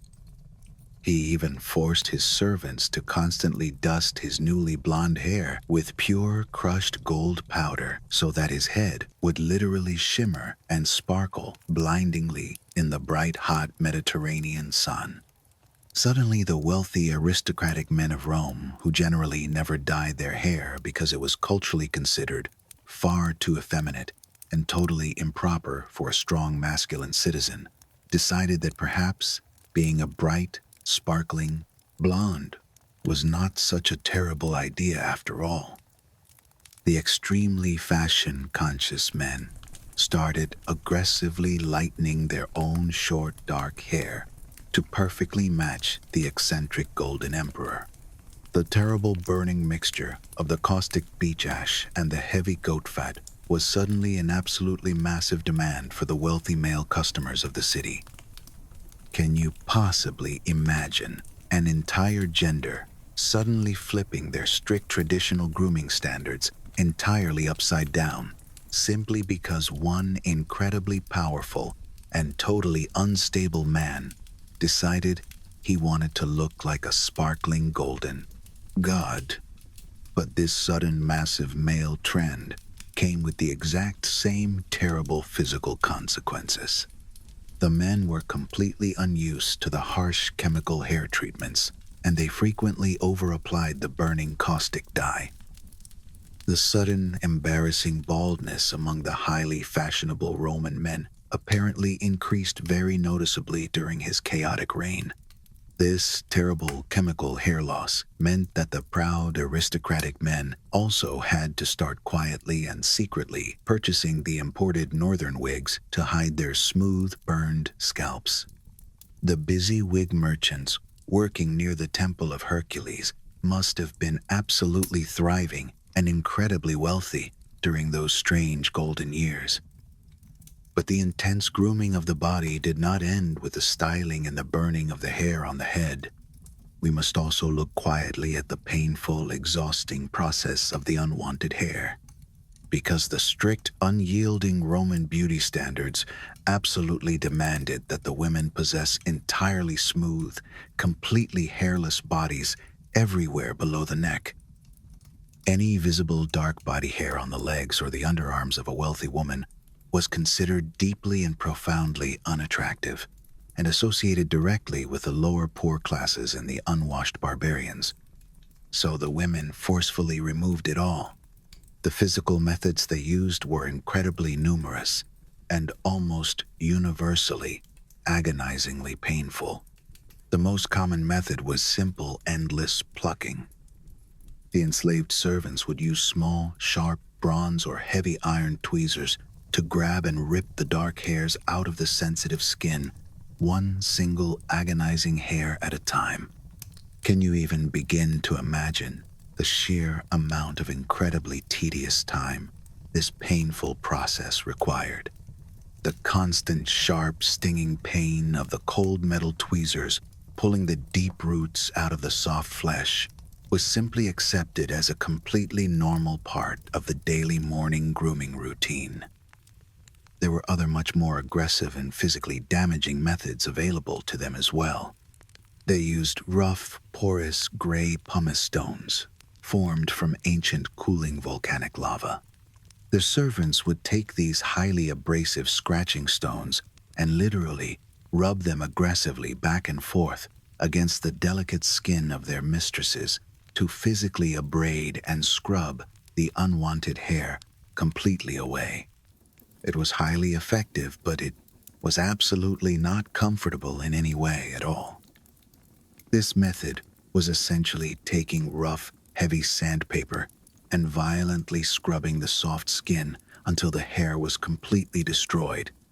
It undoubtedly removed a very good amount of the actual top layer of the living skin right along with the hair. The soft skin would be left burning red and completely raw, but it would be perfectly smooth. The constant physical pain of the scratched, raw flesh was apparently considered a completely acceptable price to pay to achieve the ultimate goal of the smooth marble statue aesthetic.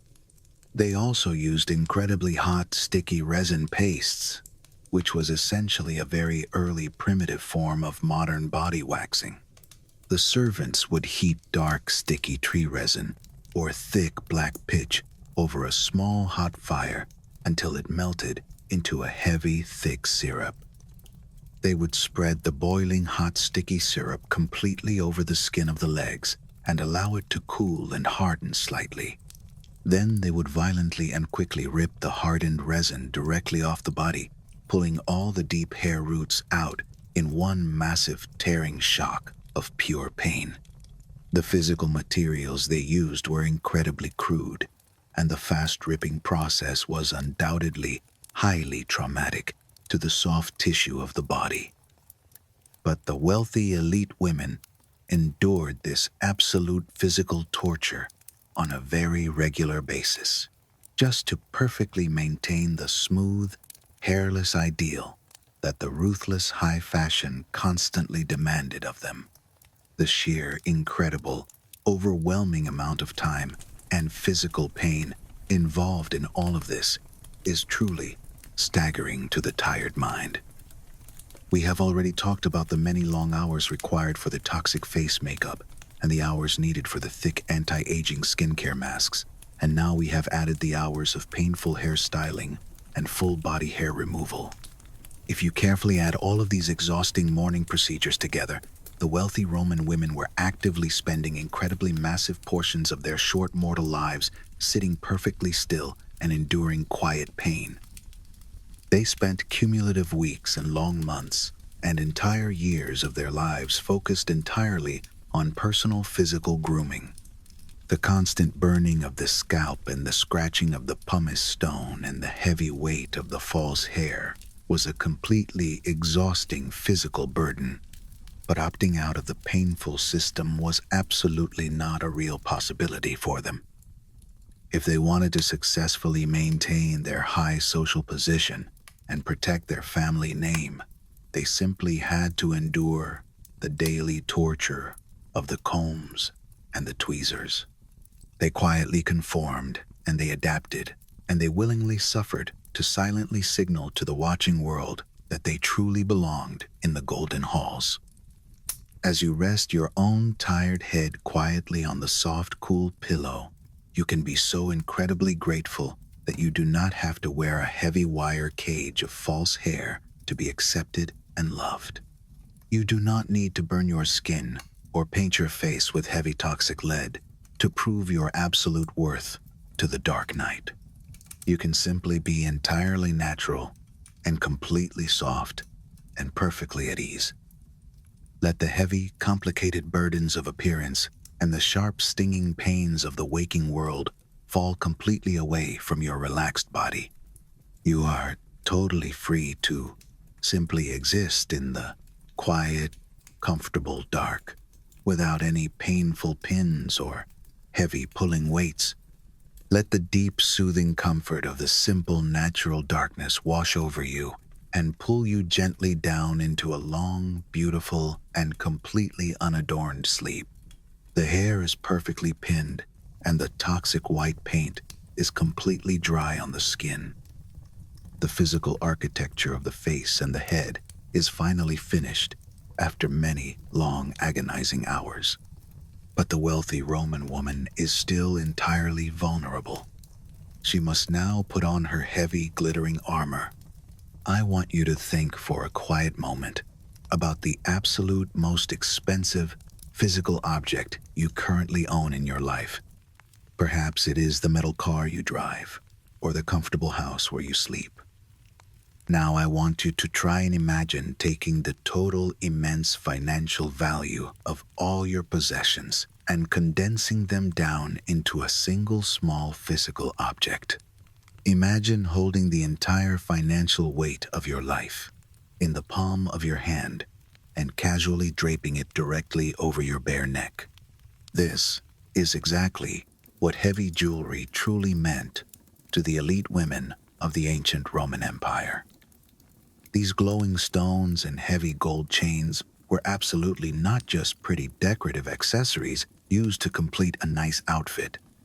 They were massive portable fortunes. They were walking, undeniable displays of immense, absolute wealth that loudly announced your high status to every single person you passed on the dusty street. But there is a very deep and completely fascinating secret hidden inside these glowing stones. This heavy jewelry was truly different from almost every single other physical possession in the restricted lives of these ancient women. The gold and the gems legally belonged entirely to them. The shining stones did not belong to their strict fathers. The heavy gold did not belong to their powerful husbands. The jewelry was entirely their own personal sovereign property. They were completely free to buy it or sell it, or give it away, or keep it locked safely in the dark wooden chests. In a strict, harsh world where women could not vote for their leaders and could not hold any public office and could not even represent their own selves in a court of law without a male guardian standing close by, the jewelry was the one true exception. It was one of the very few things they could actually truly own and completely control. That absolute legal ownership made the gold far more than just beautiful decoration. It made the gold a literal form of pure, undeniable power. Let me tell you a quiet story about the sheer staggering cost of this specific kind of power. The year is 46 before the Common Era.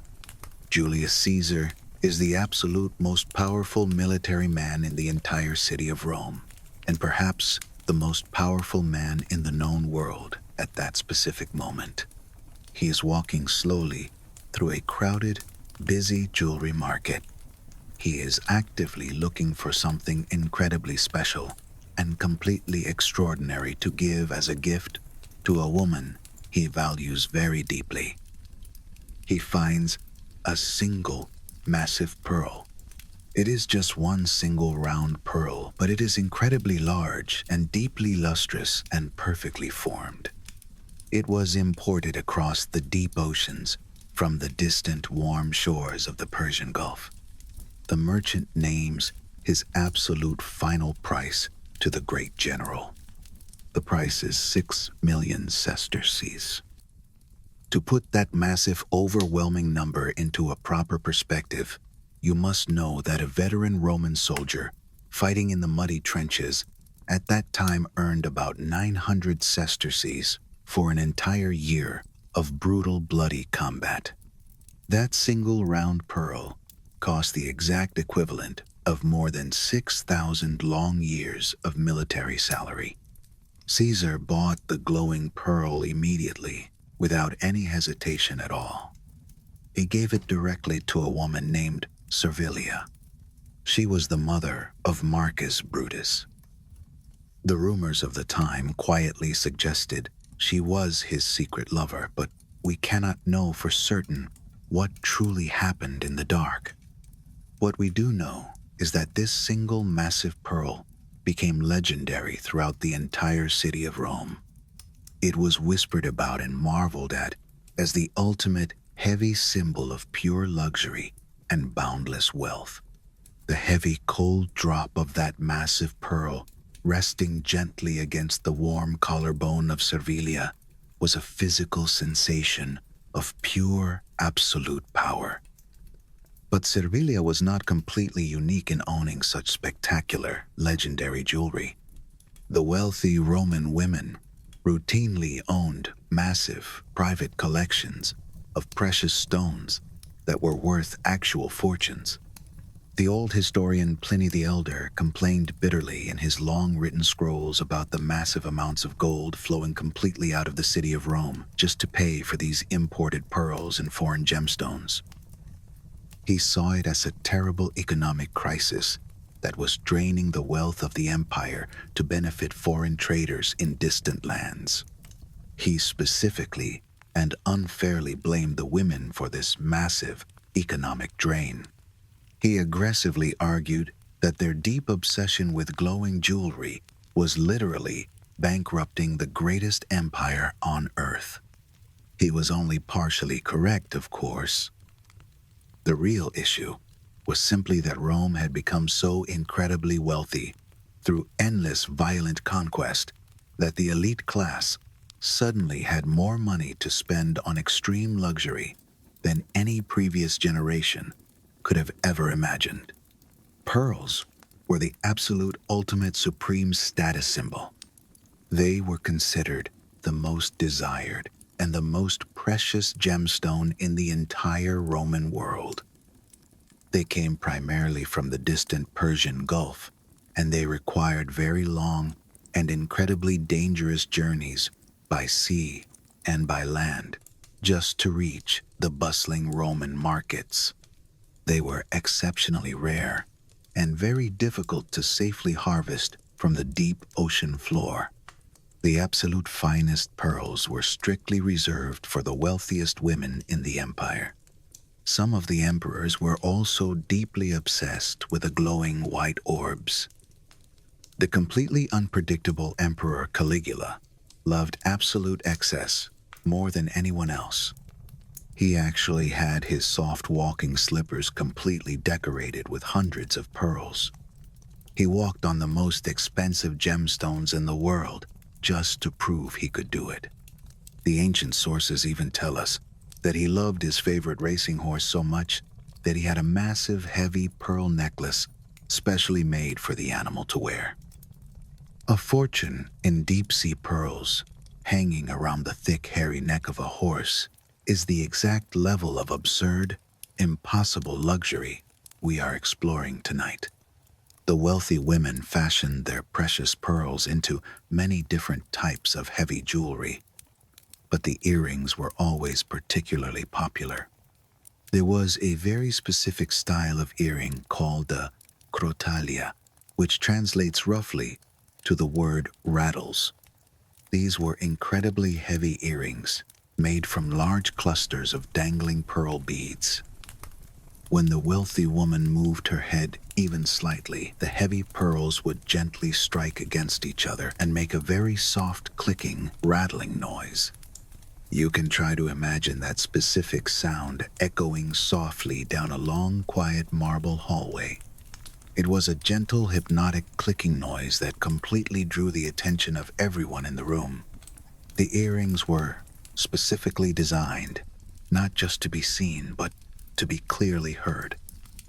They announced your wealthy presence with every single small movement of your neck. It was the literal, audible sound of immense wealth gently tinkling in your ears. But the white pearls were only the very beginning of the deep gemstone obsession. The dark green emeralds were also hugely popular and considered especially beautiful and highly valuable. The absolute finest emeralds came from deep, dark mines located in the eastern desert of Egypt. The Roman Empire controlled these deep mines and gave the Roman jewelers direct, easy access to the source of the green stones. These raw emeralds were usually left in their natural crystalline shape.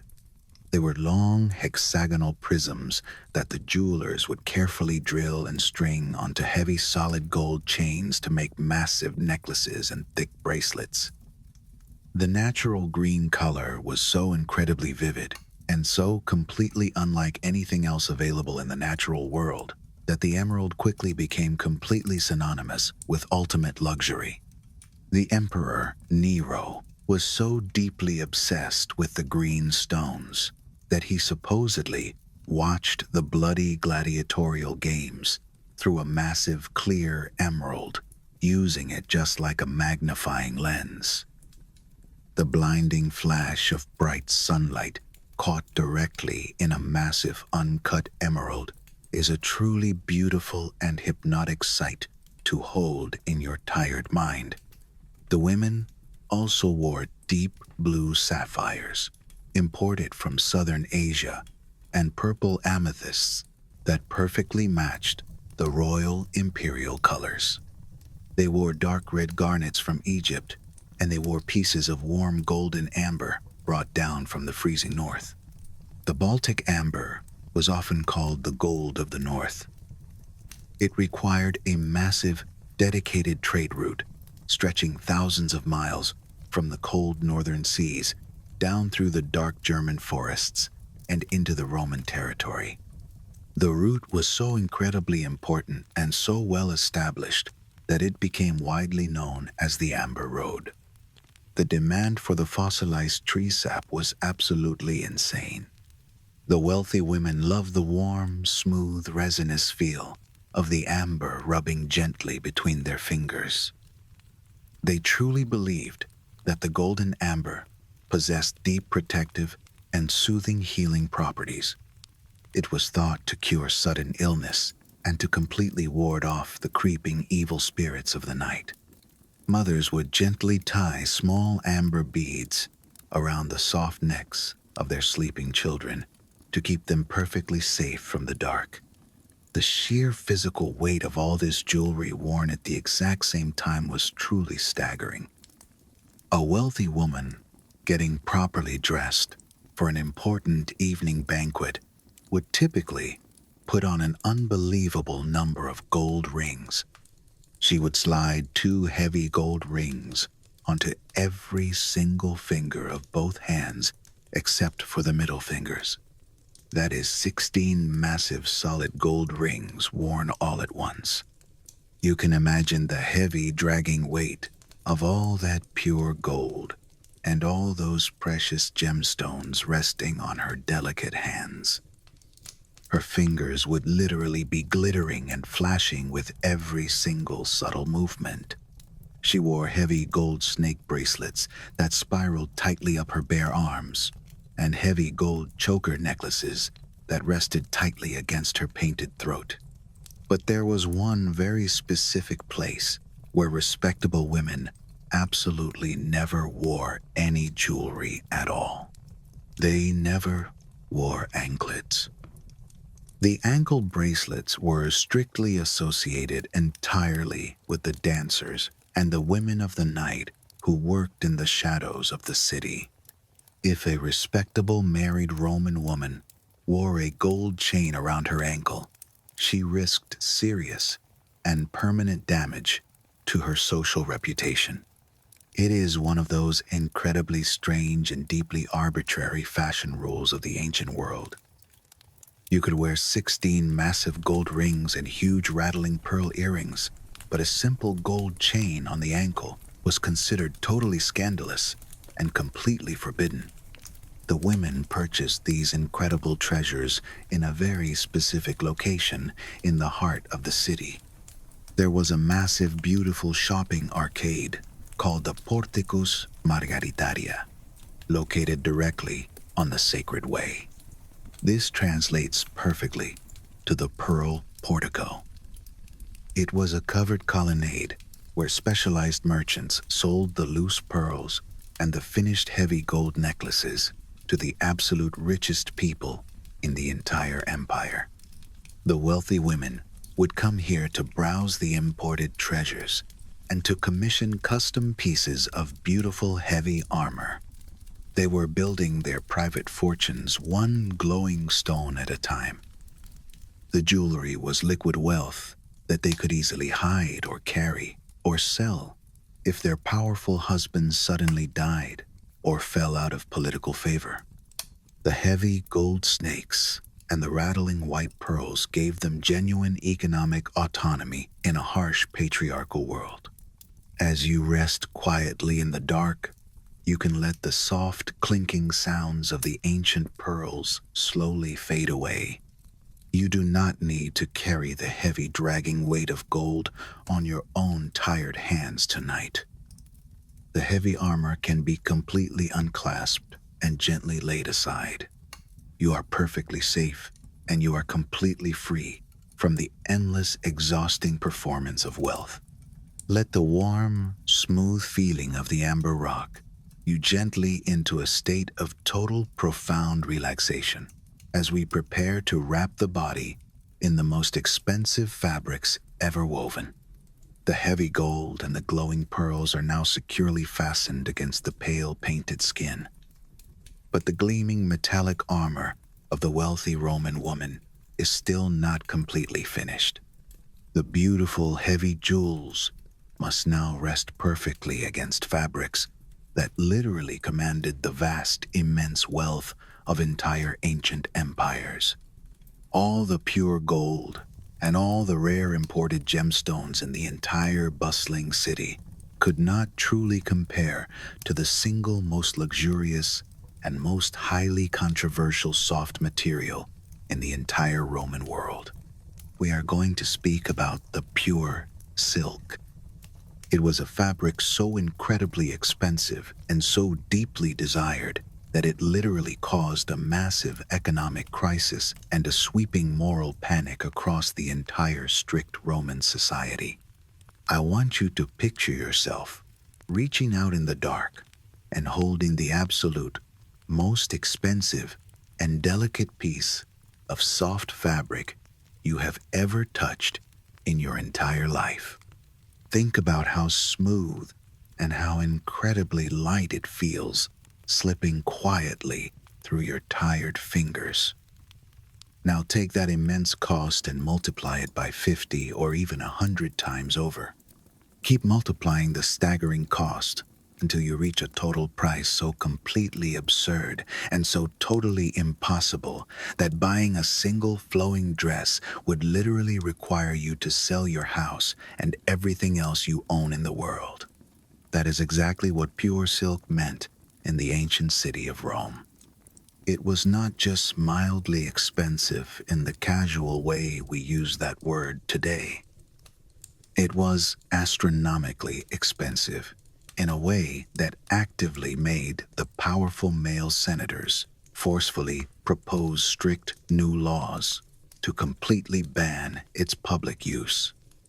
It was expensive in a way that made the old angry historians bitterly blame the soft fabric for the total economic collapse of their great military empire.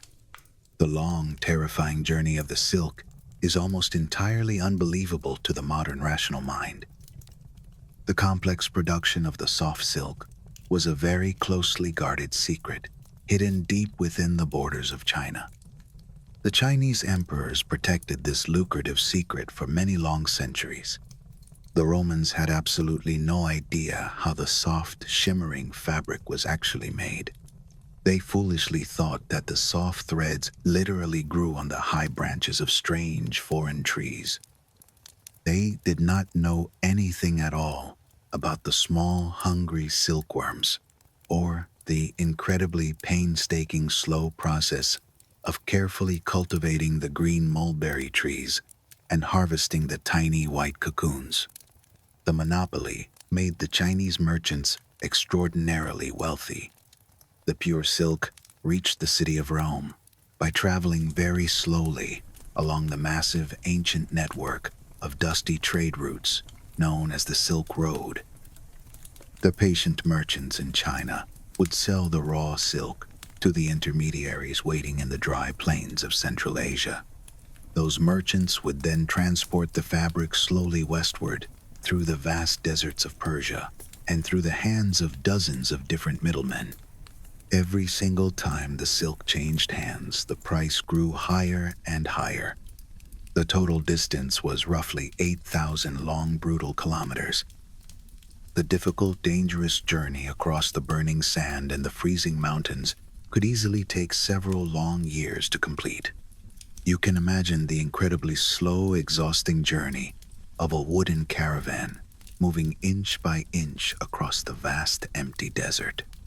By the time the soft fabric finally reached the crowded markets of Rome, it was so impossibly expensive that only the absolute wealthiest families in the empire could ever hope to afford even a small single yard of the material. And yet the elite women bought it eagerly and desperately despite the staggering cost and despite the angry economic warnings of the men.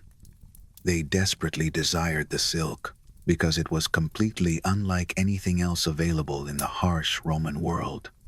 It was smooth beyond belief, and so incredibly fine that it was almost completely transparent in the bright sunlight. It was as light as the warm summer air, but it possessed a brilliant catching luster and a heavy flowing drape that made the wearer look entirely ethereal and completely otherworldly. The whisper-thin silk sliding gently over the bare, pale shoulders of a Roman woman was a physical sensation of pure, impossible fantasy. For the women whose daily lives were otherwise so strictly controlled and so legally restricted, that soft flowing fantasy had a truly irresistible and overwhelming appeal. But the sheer soft silk created a massive moral panic among the conservative men of the city. The older male philosophers and the strict politicians were absolutely beside themselves with anger about the silk. They wrote scathingly about the women who dared to wear the imported fabric in public. They angrily complained that the silk garments did not actually hide the human body at all and did not preserve any basic public decency. They claimed the fabric was so completely sheer and so revealing that the women wearing it might as well be walking completely naked through the crowded forum. They called it totally immoral and deeply immodest, and a clear, terrifying sign of the declining virtue of the entire empire. The strict Senate actually passed official formal legislation, completely forbidding the men of Rome from wearing any silk garments at all, because the soft material was considered far too effeminate and totally inappropriate for the strong, masculine virtue of a Roman citizen. Interestingly, there was absolutely no strict law ever passed forbidding the women from wearing the silk. The lawmakers probably knew perfectly well that such a law would be completely impossible to enforce. The women wanted the silk, and they bought the silk, and trying to stop them would only create a massive social rebellion. But the soft, translucent silk was actually not the only outrageously expensive fabric causing chaos in the ancient city of Rome.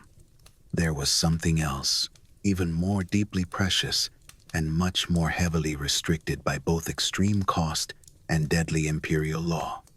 We must speak about the color purple. I am not talking about just any common shade of purple. I am speaking about a very specific and incredibly deep shade called Tyrian purple. It was named after the ancient coastal city of Tyre, where the incredibly difficult dyeing technique was perfectly mastered thousands of years before the city of Rome even existed. The creation of Tyrian purple is one of the most horrific and brutally foul-smelling processes in all of ancient history. The beautiful, rich dye was made entirely from the rotting mucus secreted by the predatory murex sea snails found in the shallow waters of the Mediterranean Sea. The physical process of making this deep, beautiful dye was so incredibly labor-intensive and so resource-heavy that the Tyrian purple liquid literally cost much more than its own exact weight in pure solid gold.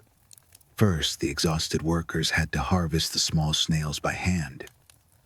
They collected thousands upon thousands of the specific snails from the cold sea. Each individual snail produces only a tiny microscopic amount of the necessary dye precursor. It is just a few small drops extracted from a special internal gland. To dye even a very small amount of woven fabric required the massive slaughter of hundreds of thousands of individual sea snails. The snails were violently crushed, and the tiny dye glands were forcefully extracted. The organic material was then left to ferment and rot in the hot, beating sun for many long days. The smell of the rotting marine flesh baking in the heat was absolutely horrendous and completely stomach-turning. It was so incredibly foul and so deeply offensive to the human nose that the massive dye works were strictly legally required to be located far outside the city walls to avoid the endless complaints of the citizens. But the final resulting color was truly miraculous. It was an incredibly deep, rich, bottomless, purple color with very faint, subtle hints of dark, dried blood red. It was completely unlike anything else achievable through common natural plant dyes. It was a permanent stain. It absolutely did not fade in the bright, hot sunlight or wash out in the cleaning water. It possessed a dark, heavy luminosity that made it instantly recognizable from across a crowded room. During the long history of the empire, this specific shade of purple became the absolute exclusive color of the emperor. Only the ruling emperor was legally allowed to wear a toga, dyed entirely in the deep Tyrian purple. For any other common person to wear a fully purple garment was considered high treason, and it was strictly punishable by immediate bloody execution. The solid purple toga was the exclusive, deadly right of the supreme ruler. However, the wealthy aristocratic women were legally allowed to wear specific purple accents and purple decorative trim on their long flowing garments. A long traditional white stola dress with a thick, heavy border of authentic Tyrian purple, stitched carefully around the bottom hem, was the absolute pinnacle of high female fashion and ultimate elite status. It silently but clearly announced to the world that you were intimately connected to the supreme imperial power and that you possessed wealth entirely beyond normal human imagining. When we picture the fully dressed, wealthy Roman woman, we must see her wrapped entirely in these heavy, expensive layers. She wears the long, flowing stola made of imported sheer silk. She wears the heavy pella shawl, draped carefully and elaborately over her shoulder to show off the perfect purple trim. She is a walking, completely silent advertisement of the vast economic power of her entire family lineage. As you lie quietly in your own soft, comfortable bed, you do not need to worry about the heavy, dangerous weight of the purple dye or the extreme, staggering cost of the foreign silk. Your soft, warm blankets are completely simple and entirely perfect exactly as they are right now. You do not need to display any wealth or prove your high status to the quiet, empty room. The heavy, exhausting layers of the daily public performance can be completely stripped away and left on the floor. You are entirely safe from the strict, unyielding rules of the ancient world. Let the soft, comfortable fabric of your own bed sheets wrap gently around your tired, heavy limbs. Let the quiet, peaceful darkness of the room wash completely over your resting mind. The long journey through the dusty, loud streets is completely over for now. You can just sink down slowly into the mattress and let the gentle pulling weight of deep sleep take you completely away into the quiet, soothing dark. The wealthy Roman woman is finally fully dressed in her heavy gold and fine imported silk. But she does not simply return to her quiet, private rooms to rest. She steps out into the bustling, noisy city to enter the incredibly overwhelming sensory experience of the public baths. The Roman bathhouse is absolutely not just a simple place to quickly wash the dirt from the skin. It is a massive, echoing marble palace dedicated entirely to intense physical sensation and complex social connection. You walk slowly through the towering carved archways and enter a loud world completely ruled by thick white steam and echoing human voices. The air inside the massive building is incredibly heavy and deeply hot. It smells strongly of wet, heated stone and rich floral oils. The ingenious Roman engineers built a massive hidden architectural system called the hypocaust directly beneath your bare feet. Deep underground, there are dozens of exhausted, enslaved workers constantly shoveling heavy wooden logs into roaring red fires. The intense heat from these hidden underground fires travels silently up through hollow clay brick channels inside the walls and directly under the raised floorboards. The entire stone building radiates a deep, constant baking heat, without a single open flame ever being visible to the wealthy resting guests. You step carefully into the first main room known as the caldarium. The extreme heat hits your soft lungs immediately like a solid physical wall. The air is so incredibly thick with white, swirling wet steam that you can barely see your own hands floating in front of your face. You sit slowly down on the heated marble benches and simply allow your heavy body to surrender completely to the intense rising temperature. The hot sweat begins to bead rapidly on your pale, painted skin, and it mixes heavily with the thick layers of scented olive oil that your servants rubbed into your tired shoulders earlier in the day. A highly skilled enslaved attendant steps quietly out of the thick steam, holding a curved, dull bronze tool called a striggle. She presses the smooth, curved metal blade firmly against your warm, wet skin and drags it slowly downward in long, steady, rhythmic strokes.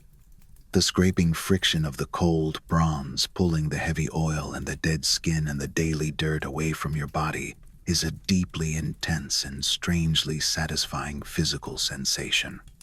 It is the exact feeling of completely shedding the heavy, tired outer layers of the long, exhausting day. After the intense baking heat of the steam room, you walk slowly into the large open space of the frigidarium. This is the cold room. You step down carefully into a deep pool of completely unheated water, fed directly by the cold mountain aqueducts. The sudden shocking plunge into the freezing pure water steals the warm breath completely from your lungs.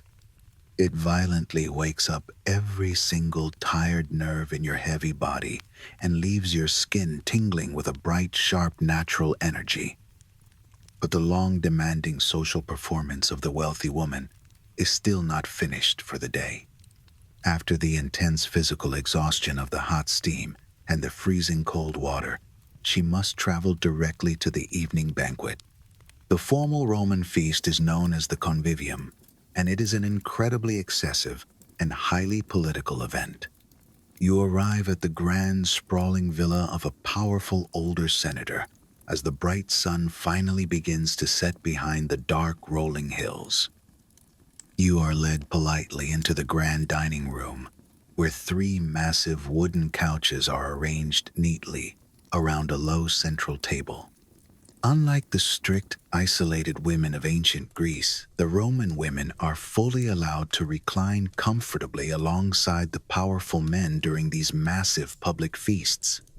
You lay back heavily against the soft imported silk cushions and finally rest your tired legs. The large room is completely filled with the soft, warm, flickering light of dozens of small clay oil lamps casting long, slow dancing shadows against the beautifully painted walls. The heavy, rich smell of roasting spiced meats and sweet honey is entirely overwhelming to the tired senses. The enslaved kitchen workers bring out an endless procession of incredibly bizarre and highly exotic, expensive foods.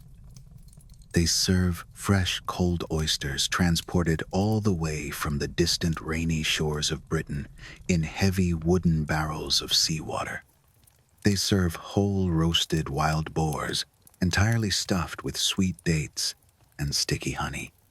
They even serve the tiny, delicate tongues of pink flamingos imported from the very absolute edges of the known world. The deep ceramic bowls are filled with thick fermented fish sauce that tastes intensely salty and deeply rich. The silent servants constantly refill your heavy silver cup with sweet dark wine that has been heavily diluted with warm water and thick golden honey. The massive feast lasts for 6 or 7 long, agonizing hours. The sheer physical volume of the rich, heavy food and the constant flowing of the sweet wine becomes a terrifying, brutal test of basic physical endurance. The ancient writers tell us that some wealthy guests would quietly leave the dining room to intentionally vomit into bronze bowls in the dark hallways, just so they could return to the soft couches and continue eating the endless, exotic, expensive courses. It is a truly grotesque and staggering display of ultimate material excess. It is the absolute pinnacle of a wealthy empire consuming the entire known world without any thought for tomorrow. As the long, dark night finally begins to fade, you feel a deep, profound heavy exhaustion settling permanently into your tired bones. The loud music of the hired flute players and the endless political arguments of the drunken senators blur together into a low, hypnotic humming sound. The heavy gold jewelry on your hands feels like lead weights pulling you steadily downward into the soft silk cushions. You have successfully survived another grueling day of extreme Roman luxury and endless social performance. You are finally carried home through the dark, quiet streets of the sleeping city. You can feel the gentle, swaying, rhythmic motion of the wooden litter rocking you slowly back and forth in the cool night air. The loud, chaotic, demanding world of the feast is completely behind you now. Let the rich, heavy smells and the bright, flashing lights of the dining hall fade completely away into the dark. You do not need to consume or perform or physically endure anything else tonight. You can just let the gentle rocking motion carry you safely all the way home to the quiet dark where you truly belong. When the wealthy Roman woman finally returns to the absolute quiet of her massive private villa, the long, exhausting performance of the day is finally completely over. She steps through the heavy wooden front doors and walks slowly into the grand open atrium of her beautiful home. The pale white moonlight shines softly down through the open square in the high ceiling and reflects beautifully on the still dark water of the shallow indoor pool. The tall walls are completely covered in massive, brilliant painted frescoes showing ancient, powerful gods and lush green painted gardens. The smooth floor beneath her tired feet is a perfect flat sea of tiny colored mosaic stones. It is a private, isolated kingdom of absolute perfect beauty and total aesthetic control. But as you walk slowly through these silent, echoing marble halls, you must finally look directly at the heavy, dark shadow that supports this entire world of beautiful light. You must deeply acknowledge the completely invisible hands that built the soft luxury and maintained the beautiful, dangerous daily illusion. Every single moment of extreme comfort we have explored tonight was built entirely on the crushing, brutal reality of ancient human slavery. Behind the perfectly painted white face of the wealthy mistress stood a terrified, enslaved woman whose own hands ached from mixing the toxic lead powder. Behind the perfectly heated warm bathwater stood an exhausted young man, shoveling heavy wood into a dark, suffocating furnace deep underground in the pitch-black dirt. Behind the massive, endless feast of roasted meat and sweet wine stood a small army of sweating kitchen workers who only ever tasted the cold, discarded scraps left on the dirty plates. The extreme luxury was not magically created by the bright gods in the sky. It was extracted forcefully and violently from the stolen lives and the stolen time of thousands of innocent human beings who were legally considered nothing more than simple breathing property. The wealthy women we have followed tonight were both victims of a strict patriarchal society and active, willing participants in a deeply cruel system of total human exploitation. They suffered quietly under the harsh rules of the older men, but they also wielded absolute terrifying physical power over the desperate people they owned. It is a very complex and deeply uncomfortable truth that we must hold quietly in our tired minds as we look back at the distant past. Yet even within this rigid, oppressive legal system, there were bright moments of true, incredible human defiance and unexpected female agency. There were strong women who found small hidden cracks in the heavy stone walls of the empire and forced their way bravely through into the light. Think of a woman named Hortensia, standing bravely in the absolute center of the massive, crowded Roman Forum. She was highly educated and deeply angry. The male government had aggressively tried to heavily tax the wealthy women to pay for a brutal, bloody civil war. Hortensia did not stay quietly in her beautiful villa. She walked directly into the absolute center of male political power, and she delivered a public speech so incredibly brilliant and logically undeniable that she completely forced the powerful men to change the laws of the state.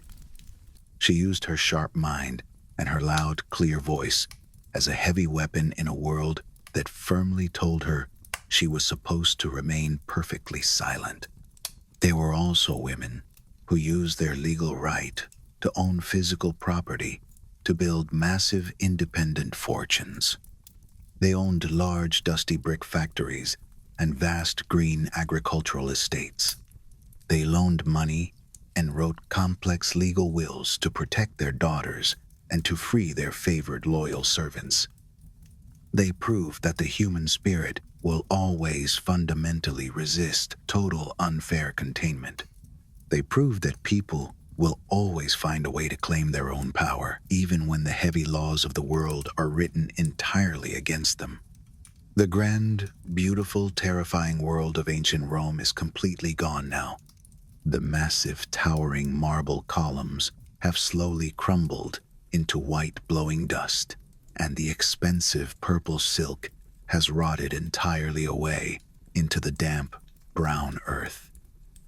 The women who wore the heavy gold snakes and bathed in the warm donkey milk have been resting quietly in the dark for 2,000 long years, but their complex human stories and their desperate daily struggles still echo softly in the quiet rooms of our modern world.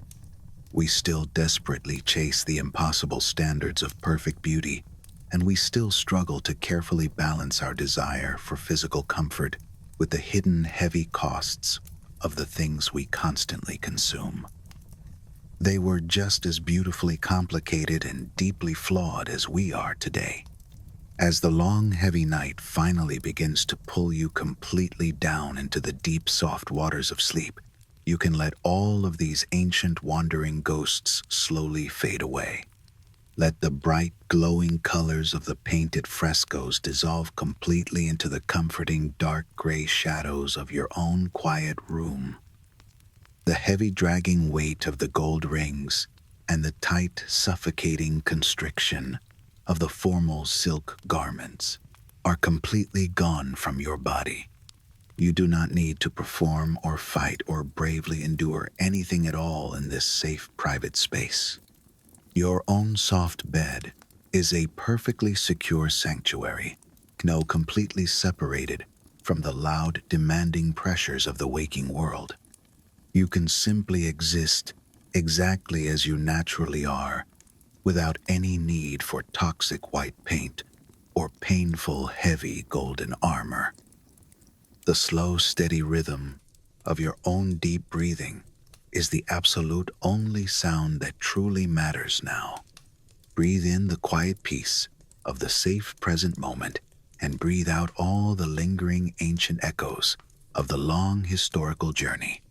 The heavy marble doors of the past are closing softly and securely behind you to lock the busy, demanding world completely out.